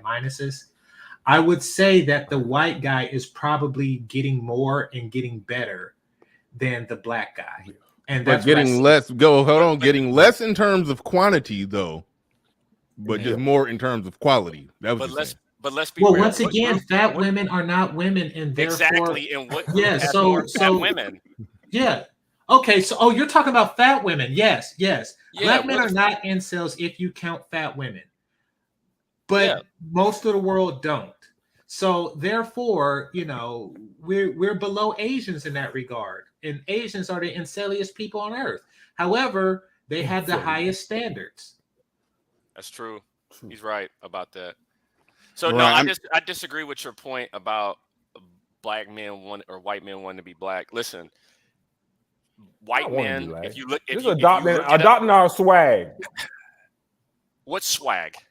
You mean like Gucci and Louis Vuitton? The way we do, the way we cut our hair, the way we dress, the way we talk, the way we walk. All the stuff that was invented by white people? You mean like Air Jordan and Louis Vuitton and Gucci and all that type of stuff? Like, come on, bro. Like, we're not stop talking about who invented it. Who, regardless of who invented it, what part of the culture? Here we go. Yeah, we got the swag. It's we's the culture. We the culture. No, bro, stop it with that. Like, just stop. I'm not one of those dudes. It was actually a joke. I was being facetious. But I know. At the same time, you there is some truth there. Every gist has its no, joke. there's not. Truth in it. No, there's not. The truth of the matter is, when I go to SneakerCon, most of the people are not black. When I go to Gucci, most of the people are not black. Like, stop it with the whole we's a cult and they trying to copy. Why are you going to Gucci? I don't understand why you're going to Gucci. No, but I'm just saying that there's this common narrative out there that when you see white people wear Air Jordan or Nike or Louis Vuitton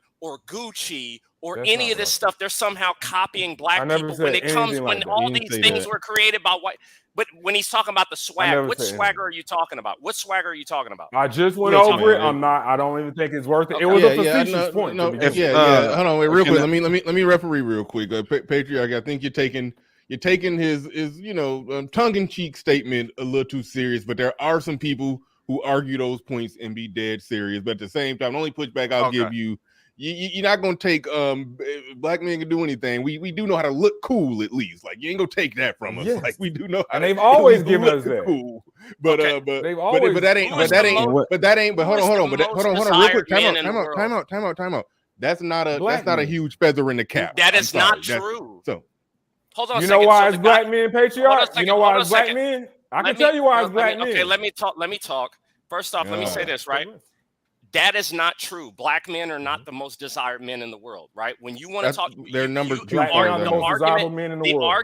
argument that you made earlier, and you're trying to walk off of it now. Well, it was all these white dudes that saw our swag. White men. It's a joke, bro. Come on. Okay, I'm just gonna let you know. White men on average are taller than black men. Let me finish. White men on average are taller than black men, and white men on average are less obese than black men. So, like, that's just a fact. Like, this idea by like 1 percentage point with the obesity thing. Listen. By 1 percentage point, you want to look up black male obesity right now? That's the stats I looked up. Go ahead. I may got them right here. When you dying at the age of 52, that's not healthy. Oh no, our health, black people, our health is fucked up, and yeah, we do. And that's due to obesity. Okay, damn, I got it right here, but it's very quite not right. But you can see non-Hispanic black at 38, non-Hispanic white at 37. Up top is real small. And so it's not that much of a difference. How much taller are they on average? What's the second part? The second part? Look at the gap. Okay, the gap is in women, right? Yeah, the gap is in women. Yeah. Yes. Okay. So yeah, black men. I can tell you why black men are the most desirable. Okay.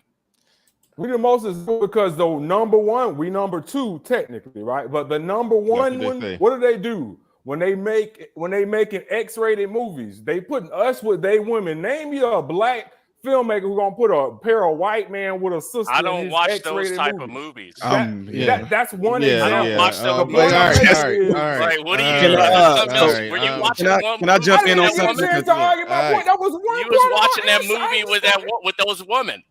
Was that woman white? That fat woman? I didn't get a chance. I wanted to throw something in here. That was just one part of my point. Like, damn. The point I was making is the reason why I consider black men to be the most desirable is because the quote unquote most desirable, let's just keep it above. They are moving towards us. We are not. Can I finish? They are moving towards our culture. We are not moving towards theirs. So how can you be more desirable if we're not the most desirable? Why are they moving more towards our culture and the way we look, the way we care? When I look up the world, time out. Moving towards there. You live in America. I'm going to call a ceasefire on this. I mean, listen, I don't give a shit. Okay, I'll just say I don't give a shit. But it's like and I don't think nobody on this panel. Empirical fact. No, it's not empirical. I don't know. I don't think anybody on this panel desires black men like in that way. So let's just move on. But all right, let's do this. Modern Renaissance man, hold on. Modern Renaissance man. Can I say something right quick, please? Just right quick. Hold on. He been calling for next for a minute. Go ahead. Modern Renaissance. Right quick, before we completely move out this topic, if I may. By fat women. Once again, you remember what I was saying earlier about putting white men and black men against each other? This is exactly what I'm talking about. You see, guess who wins? Guess who wins? Basically, the argument that the two of you had was an argument about who can please women better. So who's about to move on to something else. Well, no, what I'm saying is who's black winning supremacist talking points. Who's winning? It doesn't matter who's winning in that argument. Basically, y'all both. This is what y'all sound like. You know. No, he's fatter. No, he's fatter. No, I'm taller. No, I'm taller. I got a bigger dick. No, I got a bigger dick. Who's benefiting from that? These fat ass bitches are. Let's. Why is that even a focus? That was a conversation that we should have had. This is the division. All right, that's why I was. Stop. You got serious, bro. Okay, yeah, chill. That's why I was trying to dead the conversation. It's kind of fruitless to even going down that route. It's okay to just briefly touch on it, but if an argument shouldn't break out about this one. But all right, because of patriarchy. Go ahead. I'm not even pointing fingers. Everybody chill. All right, go ahead, Modern Renaissance man. All right. So what I was gonna say is jump back into when you guys were talking about like the confidence level, as far as like saying as far as black men being desirable versus white men being desirable. And now what I'm going back to again is from my initial statement when I said I didn't say particular color women. If y'all notice, I said women subconsciously seem to gravitate towards men that seem to have a certain type of confidence about them, right? So now I'm not going to sit here and sugarcoat anything. I mean, all of us do this. Let's just be real. I look in the mirror and I know what I look like. I'm just being real. I don't look in the mirror and go, man, I'm an ugly dude. No, absolutely not. Right. But I did notice something, though. In the hood, in the projects in Chicago, the girls that I grew up around, me and my brothers and my cousins and all them, I'm just being real. My cousins all know I'm real with them. I got some ugly cousins. I got some decent looking cousins. Then I got some cousins. I'm like, man, I wish I looked like my cousin right there. One of my cousins like looking like Eric. I'm like, man, dude, if I had my cousin such and such look, I know I'll be pulling more girls. This is in the hood now, right? But what I did notice though is that I looked at myself and knew that I was fairly decent, but I had some cousins that looked way better than I did, male cousins. But something flipped. Once I started getting more into athletics and once I started carrying myself a certain type of way, I noticed that they seemed to kind of get more attracted to me than they were some of my cousins. Now, I just looked at myself like, man, I know I don't look better than my cousin such and such. I know I don't. But why does it seem like all of a sudden they starting to look at me and they starting to want me more than him? And he used to say the same thing, like, dude, what did you do, man? Now all the hoes want you, you know? And I didn't do nothing at the time. I couldn't articulate, but I didn't do nothing really different. All I noticed is that my confidence level and how I carry myself went up. And strangely, when I actually stopped paying attention to them, period, and started just focusing on myself and what I wanted out of life, period, my conversation, how I talked, the things that I talked about and what I dreamed of, it seemed like that turned something on in these women. Now, what I did also notice, and now that's going from the hood right now in the medical field, right? A medical professional. I noticed that in the medical world, all these certain type of women are now attracted to you the same exact way because of the confidence. They're not looking at me because I'm in the medical field. Some you can say some are, you can say some not. But I do notice that these women seem to just light up when you are with them in conversation, when they see that you are talking confidently, when you actually are putting yourself off with a vibe, and I'm not even trying to look at you. I'm literally just talking to you from one person to another. But some reason these women will flick on this thing and just now they want you because of that. They want you because I'm not trying to hit on you. They want you because I'm not desiring you. They want you because I'm not giving you the attention like you think I'm giving you. But at the same time, because I'm just having a general conversation with them and talking with them, that seems to turn a lot of women on. Now, the reason why I say that is because one of the guys I just texted a minute ago, he said it's cool if I talk about it. This one of the guys I was saying that's one of those incels, you know, named Ron. I literally coached Ron for almost about 6 months and to how to actually talk with females, be around females. Ron did things. We went to the gym together. We worked out. I had to do, y'all, this might sound stupid, but I had to do some basic things of actually telling Ron, when you talk to this girl, this is what you say. When y'all go on y'all first dates, don't go here, don't go there. Actually go around her family. You go around her family. So that way neither one of y'all can be fake. Da, da, da, da, da, da, da. And Ryan now has been with this girl for maybe 3 years now. You know what I mean? So what happened is that, yeah, I know what happened is that Ron ended up finding out just as well. Everything seemed to have changed in him when his confidence levels went up, when he actually started socializing more, when he actually was confident in who he was talking to. He wasn't scared. He wasn't cutting his eyes. He wasn't like looking all weird and stuff like that. He actually approached the situation confidently, you know, so it took practice for that. But I mean, he overcame it.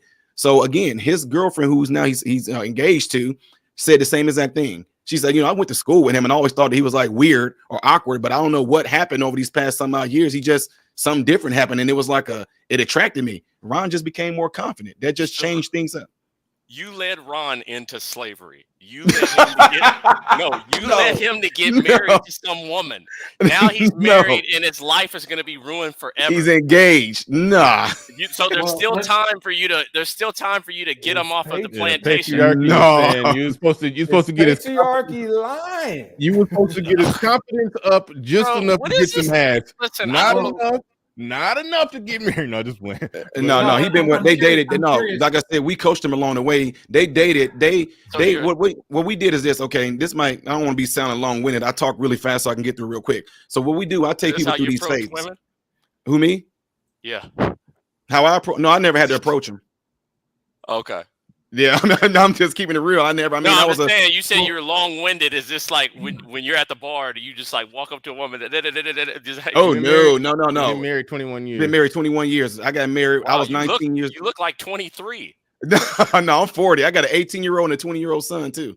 Salute, but I said salute to you. Oh yeah. I appreciate it. Yeah, Black family. Yeah, exactly. Yeah. Right so on. What I do though is when I coach people, I mean, there's people that get into relationships, period, that are not socially awkward. So I do things a little differently, and it comes from my culture. I'm part of Maroon. That's my ancestors from Jamaica. And what we would do when we go on our first dates, we never go on dates alone, you know. So, like for instance, my wife right now, we went on our first dates. My dates consisted of me going around my wife's family, and also her coming around my family. And what that does, it keeps you from being fake. You know what I mean? So if I was to go over my wife's family house on these first dates and my wife acted weird, family will call you on it. Like, girl, why are you acting like that? Like, what are you doing? Right? So it's these phases that we take them through because I'm really serious about relationships. I'm really serious about people being married, keeping the family together and all those things like that. Right? So what happens is that it keeps you from being fake. And then as the process goes on, then all of a sudden now I'm talking to my wife's father. I'm talking to my wife's mother. Hey, I'm serious about your daughter. I'm courting other females, but I'm really serious about your daughter. So, you know, can you tell me what do I need to look out for? Now, some of these women that I courted, they moms came flat out and like, baby, she just had a boyfriend 3 weeks ago. And before that, she had one 2 weeks before that. I mean, to be honest with you, what are y'all young people saying? My daughter is a hoe. So you seem like a good guy, Ty, and I don't even thank you, ma'am. You know, so that's what I'm saying. So things like that is what Ron got coached through. And the girl that he's with right now, I mean, they are doing really, really well. And they're taking their time. They're not speeding into anything. And like I said, that to me, that's a win. He's not the only one. He's just the only one to give me permission to talk about it openly, though. But no, man, I think that one of the misconceptions, I mean, I know y'all talking about when it comes to getting, you know, having sex, whatever like that. But I think that's one of the biggest misconceptions that got us messed up today is because sex is pushed before relationship. I mean, they want to teach you sex education in school and they're not even teaching relationship in school. You don't know how to function in the relationship, but you sure do know how to go out there and have sex and then wonder why if you do happen to possibly get into a relationship, it's failing. Or you don't know how to function in it. You run from it because nobody taught you how to argue. They didn't teach you how to fight. They didn't even teach what your roles are supposed to be, you know? In marriage. Well, Ron, I mean, can I ask you this? What does Ron do? Yeah. Say it again. What does Ron do for a living? What does Ron do for a living? Oh, Ron is now a physical therapist assistant. Okay. Not a lot of money. Okay, cool. So I want to say I'm not sure if it's cause and effect, this confidence thing, because you say that women weren't interested in you before, but you went and worked out, and the thing that changed about you was your confidence level, but it could have been your physique or the social status that comes with being athletic. I mean, really, what you proved in that first story was that women are attracted to athletes, which is something that we know about. So really, there may be some truth that women are attracted to confidence, but there could be more truths in the fact that women are attracted to the thing that a man is confident in. Like if a man is confident in the fact that he's extremely wealthy, then they are probably attracted to an extremely wealthy guy, not the fact that he's confident as a result. I mean, confidence is typically a byproduct of a person's justification for that confidence. And it could be that justification that the woman is attracted to. So meaning that if you take a guy who is unattractive and poor, and he's not physically fit or anything like that, who really has no reason to be confident, and then you say that women aren't attracted to that guy because he's not confident, I think that they're not attracted to him because he's unattractive physically, poor, and have poor health.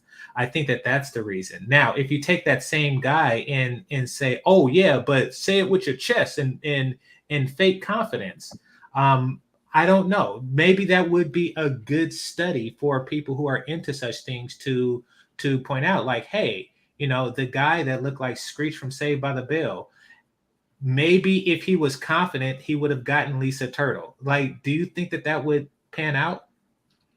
Well, yeah, I think in a sense, I would say yes, because if I can't think of the movies off the top of my head, but how many movies have we seen where it kind of has an ugly duckling scenario to it? Money can't buy me love, or love don't cost a thing. All of a sudden, you see that same thing where they were this goofy like type kid or something like that.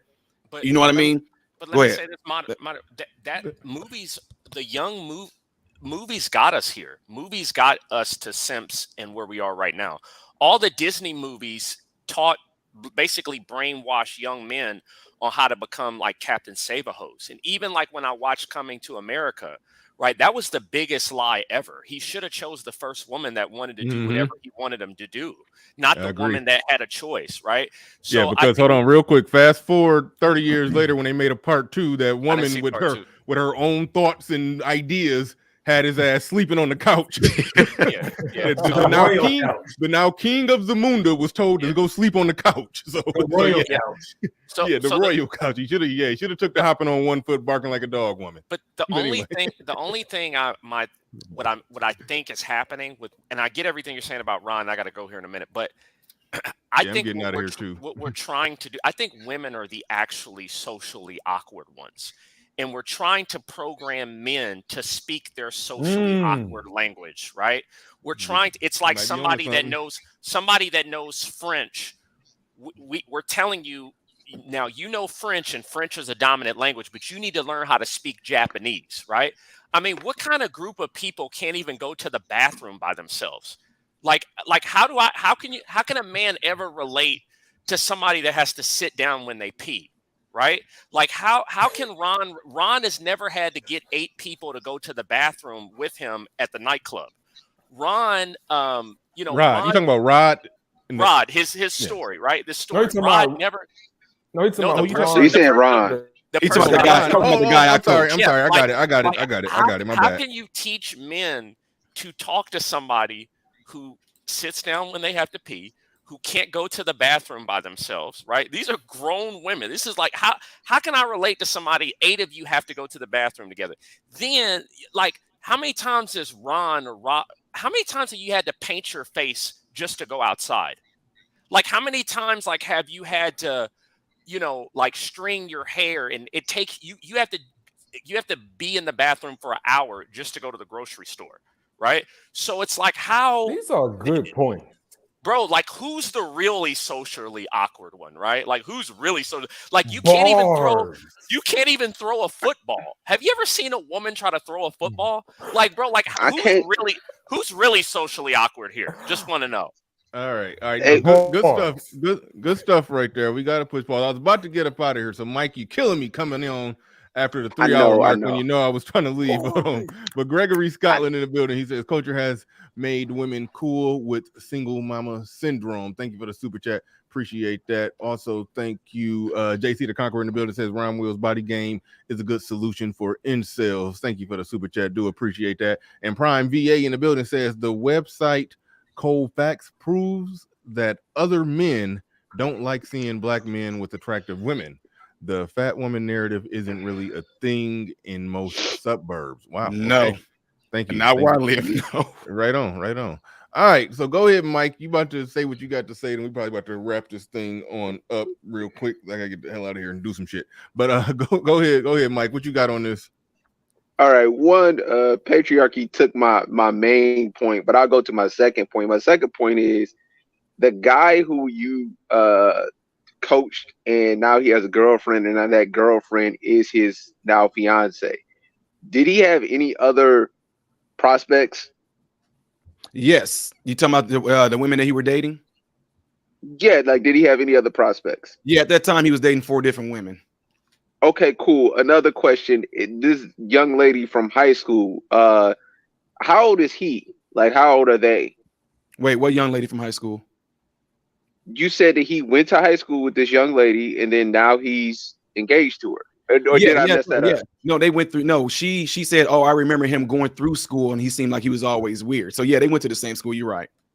You're okay, cool. So how old are they? Let's see. Ron is 33. And she's 33. Yeah. Okay, yeah. You sent them down and I think that everybody on the panel has said it. Like you sent them down, you sent them into slavery. Like she is prime feminist, black feminist. Like there's no possible way that she's anything but black feminist. And wait, time out. How did she's from Philippines? You mean to be black? She not black? No, sir. No. She's from the Philippines. She's from the Philippines? Is Yes, she sir. Americanized at all? Not really. No, like she's been here maybe 10 years, but no, she still have a heavy accent. She still goes back home. Yeah, so they got a different whole upbringing of how they are with their men. Okay, flip that point then. Then great on that. Great on two things. The last thing that I wanted As long to as say she ain't black, everything is all right. It's like no. I'm saying this. I'm saying that 30. I'm saying that 33. I'm saying that 33, age 33, and being like in this culture, like you setting him up for failure. But since she's Filipino, which I missed that part by trying to get on here, I appreciate that. The last thing is that the conversation can't be about confidence. It has to be about competence. Like you have nothing to be confident about. Like if you're going to a woman and you're talking to her, like for instance, when I was in high school, I wasn't necessarily socially awkward, but I would not talk unless I was talking about something I knew about. And then the thing that I knew about was math. And when I would talk about math or talk about help people with their calculus or whatever, I spoke confidently, but it was because I was competent at a thing.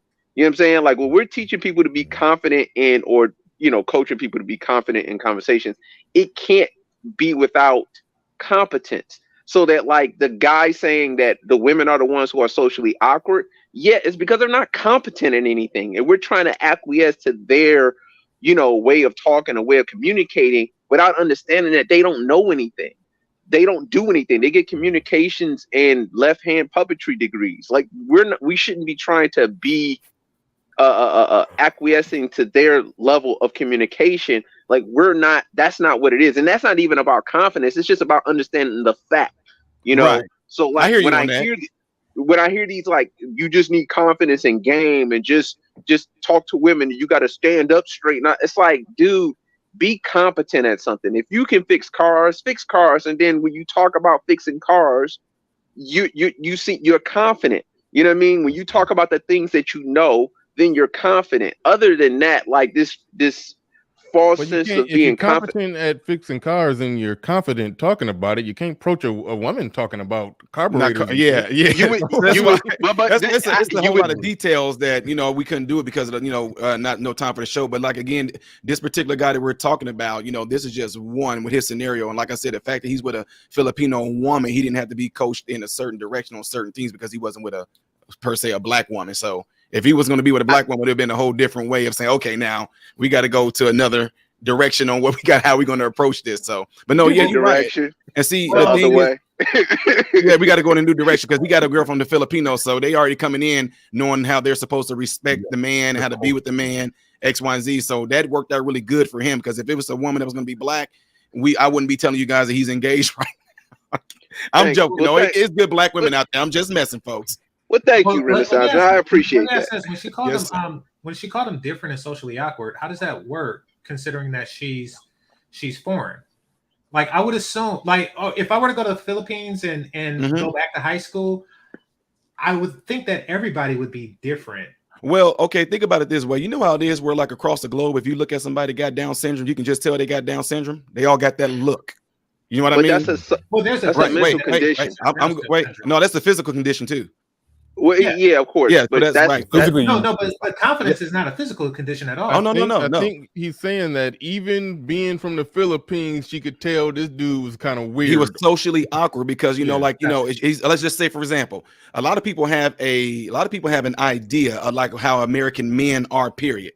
So imagine you get taught this stuff from a different country. You've been in this country all your life. You say when you go to America, they show them movies, which we know is not all that real, but then they have a sense in their mind of how people in America are supposed to be. America, strong, confident, Look, they see the culture and all of this, and they get over here, and all of a sudden, everybody in the classroom seems to act exactly how they're supposed to. But then when she goes to him and say, "Hi, how are you doing?" Hi.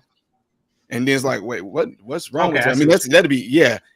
That's what I'm saying. I see what you're saying. So it's that bad.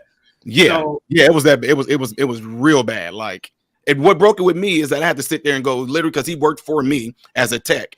I'm the director. He worked for me as a tech, and I had to one day just say, "Hey, come here." I just sat down. Don't worry about it. I'll give you the 2 hours. What is wrong with you? I just flat out just did it because we had patients saying, "Hey, that guy. I mean, he got my stuff for him, but he gives me the talent, gives me the ice, and he just." Okay, bye. He walks off. What's wrong with him?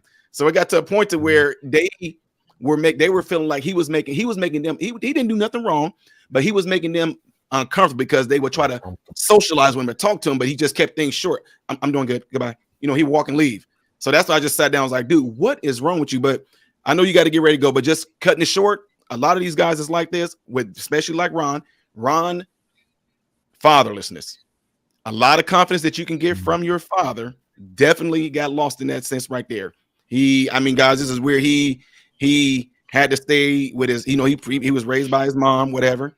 He had aunts, he had one uncle, the uncle lived in another state, but then also it was just some weird stuff, guys, to where like his mom had him sleeping in the same room with her. Like he had his own bed all the way till he was like 15, 16 years old. So it's a lot of weird.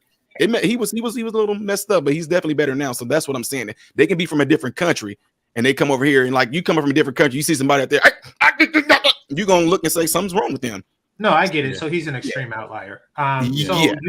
So you're of the belief, and I don't know, I would have to see this in practice. You are of the belief that confidence over substance, meaning that you have a guy with no substance, and however, if he falsifies his confidence, he can still be successful. Well, let's just say this, like what you mentioned. I think I forget the guy that's right here. He mentioned earlier about being competent in something. So that's what it took. That's what I'm saying. He's speaking that language because it literally took for me to actually.